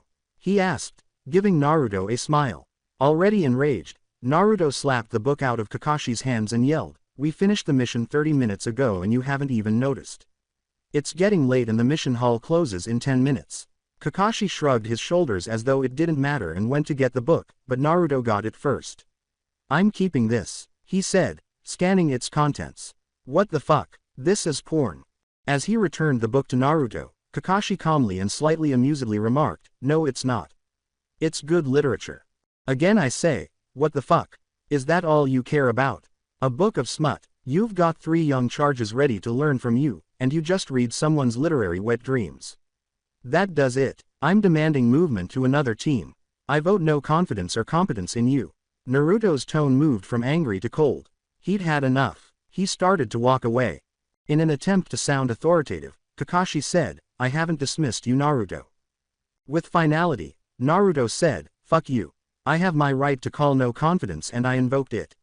By doing so I can temporarily emancipate myself from the team until the issue is brought up with the Hokage. So report me for all I care, but the Hokage has listened to me rant at least once a week since we became a team about all this bullshit. At least he's willing to consider my argument." That's when Naruto left. Sasuke looked at Kakashi and responded, "He is right. All you've done is ground teamwork into us and you haven't done that exceptional a job at that, but you haven't done anything else. And the worst part is, you noticed us struggling but didn't do a thing about it. I'll do as he did," and began walking away. Naruto called out, "Coming, Hinata." Hinata had no idea what to do. She wanted to do what Naruto did with one hand. But if she did, she feared what her clan would say. However, she was not currently being watched by her clan. She was susceptible to the traditional form of close-knit peer pressure. She found it difficult to cope with. However, she managed it much more easily than her clan. She said, "Sorry," and bowed to Kakashi before walking away. The Hokage was working on paperwork, the enmity of all cages, both past and present, while seated at his desk. Orders of execution and blueprint approval were frequently seen flying across his desk for signatures. He also attended 2 council meetings today. He heard a knock on his door well into the evening. Without getting up from his desk, he said, "Come in." Kakashi entered, looking downright irate. He pulled a bottle of sake and 2 saucers from his desk and said, "I was expecting you. Take a seat, Kakashi." He poured himself a saucer and extended it to Kakashi, saying, "Did you know that I'm usually in this office at 5 o'clock in the morning?" He took a sip and said, "Sometimes so is Naruto. But imagine me this morning expecting my office to be empty only to find your whole team minus you here at such an early hour. Do you know what we talked about? Probably about my lack of really training them, as they believe. But I'm doing it for their own good," replied Kakashi. "I've been watching all day, Kakashi. The training you've given them is academy material at best. They are genin, no longer children. We are supposed to be training the future. I understand you lament over those long past. But the best way to honor them is to truly pass on their teachings through the obvious work it's going to take. I didn't give you a team to act lazy around. And of course you'll remember that you wanted to train them." Kakashi gave the Hokage a look. Kakashi was stating a fact rather than making an accusation when he said, "You're the one who told them about the no confidence act." "Yes, I won't want to hear anything about the issue for the next 3 months. By that time I want you take a long look at your actions towards them. And when I rule in your favor in 3 months' time you will seriously train them. I have high hopes of them being the next generation of Sannin." "But what are they going to do?" replied Kakashi. "Seriously, you don't think they can train themselves? They need guidance of some sort." His smile was shit-eating. "I've already arranged a temporary sensei. After all, Naruto did tell me anyone was better than you. So," he said. He moaned and prayed for his students' lives, saying, "You didn't." Hiruzen grinned evilly and replied, "Yes. Anko, let's see how Naruto likes being on the receiving end of a devious mind for once." Kakashi trembled. All 3 members of Team 7 did the same. The first day of freedom. On that particular day, Naruto, Hinata, and Sasuke met in front of a ninja gear store that Naruto frequently visited. Since the Higurashi family had owned it since before the village was even established, its patrons gave it the name the Higurashi Forge because it lacked a proper name. Old Higurashi claims to be in his mid-60s, the master of the forge, and a 9th-generation blacksmith. Wearing a long traditional Chinese robe, he had a short mane of gray hair, dazzling brown eyes, and a sash from the land of iron tied around his waist. He had won this sash for forging a brilliant blade known as Kugamaru, a reverse blade katana, which was judged by the best smiths in the land of iron. It was roughly 13 years ago. By the way, did you know that the Soda no Shirayuki and the Senbon Sakura are the only 2 swords in Kiri's Hall of Swords that are eligible for that honor? On the day Kiri was established, a man by the name of Genryusai created them, but they have never taken a hand. In any case, Naruto had requested that they meet there. "All right, before we do this, I need to know. How serious are you about getting stronger?" was his first query. The others were taken aback by this. "How serious do you want us to be?" Hinata asked, surprisingly finding her voice first. He merely grinned at her. Then he turned to face Sasuke. He grinned once more and asked, "Do you even have to ask Dobi?" They stared at him incredulously for a moment before saying, "Well then, what say we start out on our new commitment by ditching our old lives?" He reached for his "Kill Me Orange" jumpsuit's hem. "We're still wearing the same clothing we wore in the academy. These are the clothes of children. Don't ya think it's time we dressed like our profession?" He smiled at them. "And the reason I've brought you here is because it promotes great quality at a fair price. That and it has everything you could ever want. Plus this shop was founded here at the fall of the old Wadai Empire, when the last of the Kasaragi family died out. They say the founder was the royal blacksmith, a position of high honor. His name was Muramasa Fujito." He turned to take in the entrance. He sighed slightly and said, "Plus, they've always been kind to me. Even gave me some work when I needed some extra money. Let's go in, shall we?" As soon as they walked into the tiny store, a girl wearing a pink Chinese top, with her hair in 2 buns, and a big smile on her face, welcomed them. When she saw Naruto, she said, "Welcome to my family's shop. I hope you find everything okay. In a very friendly tone. She spoke to Naruto as if he were an old friend, saying, well, if it isn't Naruto. What's up? He glanced around and said, we were wondering if we can get some actual shinobi attire. And I was thinking about getting a sword. An older woman's voice asked, do I hear Naru-chan? A woman in her early 30s, dressed in a long sundress, emerged from the rear of the store. She wore her long brown hair in an exquisite braid that fell just below her ribs and was draped over the front of her right shoulder. Hello Mrs. Higurashi, how's the hubby? She smiled calmly and said, how many times have I told you? You may call me Aunt Kagome. You're here often enough to almost be family. She then pointed out the other individuals with Naruto and said, and my husband is in the forge with my honorable father-in-law. You know how those two love to work together. And who are these fine young people? These are my teammates, Hyuga Hinata and Uchiha Sasuke. You wouldn't happen to be Hitomi's daughter, would you? She always such a good friend to me. You knew my mother? Hinata asked, briefly displaying a dejected expression. I didn't know that she had friends outside the compound. Well, now you know about me, so don't be afraid to come see me for tea at some point. And of course, I don't need to ask about you, Mr. Uchiha. Your father was one of our best customers. It was such shame what happened. Despite her condolences, Sasuke was reminded of the look his mother used to give him. He was limited to grunting. Anyway, what can we help you with today? As I was telling Tenten, we need to acquire some new shinobi attire. And I was wondering if you have a training sword, replied Naruto. She peered into the back room and said, here, let me get my husband. Hojo, our favorite customer is here. A tall, rough-looking man entered the store about a minute later. Only a heavy-duty apron covered his muscular torso and chest. He had chocolate brown eyes and a disheveled black hairstyle. Old man Higurashi approached him from behind, holding a hammer in his right hand. When they spotted Naruto, they grinned. Well, Yuongin, I swore I heard your voice speak of a sword. Naruto smiled modestly at the elderly blacksmith and said, just a bunch of cheap ones for training purposes at the moment. I'm not ready for true steel yet. He paused for a moment before saying, herein that reminds me of myself at her age. I can give ya, how's 3 fair 250? Old man Higurashi simply grinned and said, thanks Gigi. Kagome remarked, and he wants some new clothes. Something dark with a little bit of orange for me please.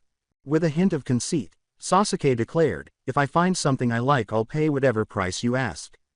If someone could help me find something suitable, I would be grateful. Hinata said timidly. Tenten said, it's okay. I'll show these guys around. Kagome turned to the blonde and grinned at her daughter, adding, very well. But Naruto, I'd like to see you for a minute when you have a chance. After a half hour or so, the group paused to observe one another in their new clothes. Sasuke had an Uchiha fan sewn into the back of his black one-piece Anbu-style outfit. Hinata had chosen to wear a loose-fitting pair of dark pants and a black long-sleeve shirt. Sasuke and Naruto were dressed nearly identically, with the exception that Naruto's clothing was dark brown. They paused to examine themselves.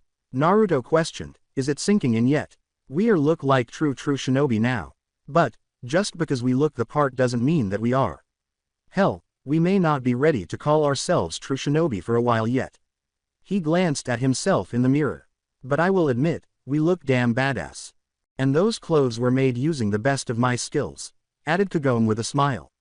It would take a lot to damage them and so much more to destroy them.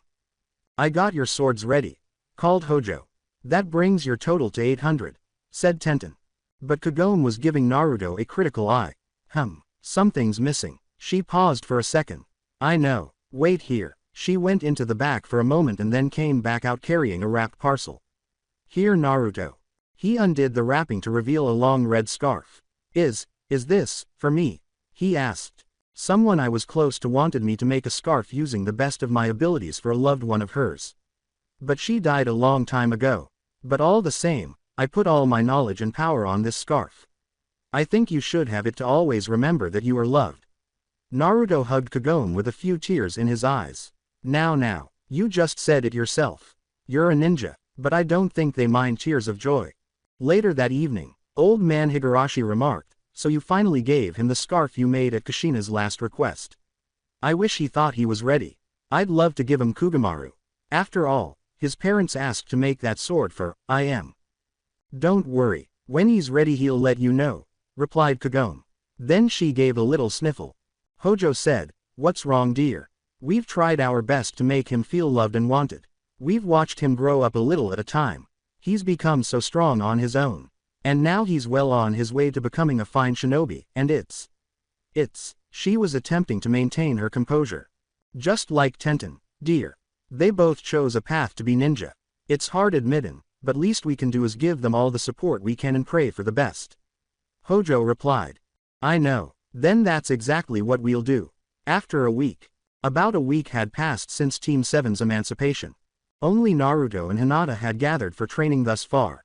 Sasuke had no concrete evidence of skill and was still attempting to determine his true position. He intended to ask the Hokage to help him find a suitable sensei so he could gain strength more quickly. The Hokage informed him that he had been turned down thus far because no one's team had an opening. Danzo, one of the elders, had previously asked him about training, but Sasuke had declined for some reason. Sasuke didn't even know the reason, though. He seemed to have an innate mistrust of him. At the same time, at a public training area, "Come on Hinata, quit trying to hit me," he said, his hands by his sides and a playful smile on his face. As you can see, he was carrying a timer. Hinata was using him as a living target to practice her Juken. She had only struck him 5 times in the nearly 15 minutes that had passed. However, she appeared to be enjoying herself. Despite being the punching bag, Naruto never promised to remain motionless while she practiced on him. The timer sounded at that moment. "Alright, let's take a rest. That's been 3 straight 15-minute sessions." Hinata, feeling exhausted, said, "Hi Naruto-kun." For the past week, Naruto had been working on her endurance. She was getting better, he thought. And regardless of her success or failure, he consistently complimented her. He really gave her the motivation to aim higher. An audible growl from her stomach interrupted her thoughts. She began to flush now since Naruto had also heard it and was grinning sympathetically at her. She said, hardly audible above a whisper, "I'm sorry." He said with a hint of excitement, "Not a problem Hinata. What say we go to that bakery you like and get a snack?" Several days prior, she had brought him there. And he appeared to be like there. The bakery's owner, Masasuko, was a career chunin with 20 years of experience and numerous accolades. He retired 8 years after the Kyuubi was killed, at his wife's request. He was different from the others, though. He trusted Naruto because he trusted the fourth seal. His behavior demonstrated his character even though he didn't say it. At first, Hinata blushed and looked down. "Is he asking me on a date? He's offering to take me to my favorite place. What should I do?" was the question running through her head at the time she realized Naruto had taken her hand and was walking toward the village. She wanted to pass out at first, but something told her to have fun. She made every effort to keep up. Around noon, they arrived at the bakery. How Hinata cherished this location. It produced some of the best cakes in town in addition to the best cinnamon rolls. They had just walked into the store when a woman in a long tan trench coat hurried past them and headed straight for the counter, almost mowing them down. 15 sticks of dango, and a sweet roll too. The counter girl went to get her order and said, "Ah, Anko. We were wondering when you'd come in. I'll have your order ready in 5 minutes."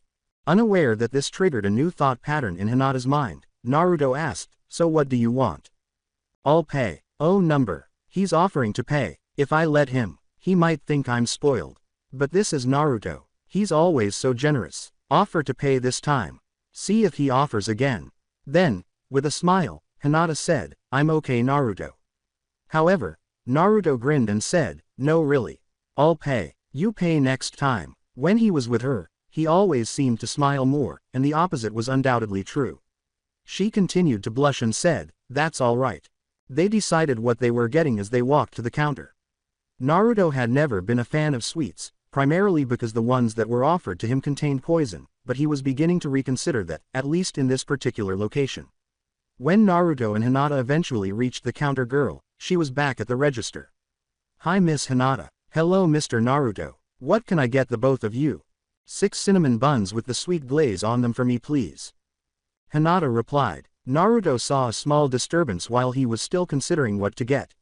Now, Naruto always had a sixth sense of sorts. They were being watched, he thought. He was certain he knew who was observing, but he wasn't quite sure why. because the only other customer in the store was seated at a table eating dango. He said, "I'll have slice of that carrot cake with the cream cheese icing," but he didn't want to reveal that he was being watched.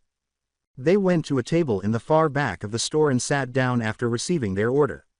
With his back to the wall, Naruto was able to observe the only other customer and get a good view of the rest of the store. The problem with this type of observation is that, to attempt this type of observation, you must be proficient in multitasking. You must be able to carry on a conversation while maintaining eye contact with your target, essentially acting as though nothing is unusual, and without alerting them to your presence. It's a challenging game, but a master can build a thorough dossier on their target in a matter of minutes. He had become an expert at surreptitious observation, given how many people even pretended that Naruto was really Euro, something he could have probably counted on both hands. His gaze was fixed on Hinata, but he occasionally glanced at the booth at the far end where their fellow customer was seated. And as she ate her dango, he noticed that she was staring at them. He could only think of one word to describe her: dangerous. She was most likely one of those people who knew how to wear a bullseye on her back and never let it get hit, judging by the way she dressed. She also held the opinion that being at home did not equate to being safe because she openly displayed her ninja gear. She was probably attempting to learn as much as she could about him because her eyes were as perceptive as his. She was clearly keeping an eye on them, but he wasn't sure why. He had no idea that she was simply bored and trying to kill time. Still, he felt uneasy about something in her eyes. When he began using hand code to get out of the other person's line of sight, she was staring at him and asking, "Nay, Hinata. What say we enjoy this at the park?" Hinata said, roughly translated, "We're being watched." With her back to the other customer, Hinata said, "Act natural." She secretly turned on her Byakugan and noticed the other customer. In order to divert her attention, she picked up a cinnamon bun and mouthed, "How long?" Naruto responded in hand code, "Since before we sat down." He got up from his chair and said, "Let's go get some drinks to go with this. There's a mini-mart around the corner, and then head to the park." After gathering the food, Hinata started to follow him. At that moment, they noticed that the observer had also gotten up from her chair. "So much for that. I think she knows we're on to her," the woman remarked, "and I can hear you plain as day." She smiled broadly and said, "Sorry about that, but I wanted to test your observational skills. Mitsurugi Anko, special Jonin, and assigned to be your new sensei for the time being. But I was told there was to be a third. Where is the third little fucker? As far as he's concerned, we have next to nothing to offer him, and he doesn't see the point of trying to be with the team unless absolutely necessary. Now, as much as I would love to say, fuck him, he's still our teammate and I have approached him multiple times about joining us but he just blows me off. So it's his loss," laughed Naruto. "Also, for the record, we already dislike one sensei for playing with our heads in the wrong way, and we don't want a repeat of it, thank you very much. And furthermore, shouldn't the old man tell us about a change in the team lineup? You don't trust that the old man sent me? Alright, I'll tell ya what, we'll go see the old man right now so you know I'm for real. How's that sound?" They reached the office of the Hokages. The temporary secretary didn't like Naruto, and the regular secretary was absent. However, any jab she was about to make at our favorite little knucklehead was instantly destroyed by the terrified expression she gave Anko. As you can see, Anko was one of those individuals who would not tolerate any kind of insult, whether it was directed at her or a loved one. She was also one of the few villagers who could enter the Hokage's office without an invitation, just like Naruto. She opened the door and entered without even knocking. "Hey old monkey, miss me?" "Ah, Anko, I see you found 2 of your new charges already. Yet I seem to remember you saying that they might be brought before me hogtied. What changed?" She spent the previous day observing Sasuke, and she wasn't pleased with what she saw. "The blonde brat was onto me before I could even try and he doesn't look like the kind of kid who goes down without a fight. I've been watching these 2 train all day, and I gotta say, they have potential. But do I really need to train the little prick too?" she said. He lacked respect for his superiors and was conceited and self-centered. He refused to accept that there were many people who had worked hard and earned their place in the village through their unwavering determination, even though there are undoubtedly some who don't deserve it. "Unfortunately, our agreement states that you have to train all 3 of them. You want that promotion to full Jonin, don't you?" replied the Hokage with a grin. With a tone of resignation, Anko said, "All right. Naruto suddenly had a very cunning smile on his face. He turned to face Anko and said, I have a wonderful idea on how to get him interested in training with you. Train just me and Hinata for a full week, and then when I see Sasuke again, I will challenge him to a spar and then decimate him. Then I'll claim that it was all because of your help that I was able to beat him. I'll then drop a hint that we can't take missions because we don't have a full team. He'll jump at the chance to join and will become like putty in your capable hands. Anko's smile grew wider as she listened. She liked this child's way of thinking. She said, I like how you think. Then she became very serious. I want it understood though. The kind of training I put you through will not be easy by any means. I don't plan on training you like Genin. I'm going to treat as if you were at least Chunin, and you may end up hating me for it.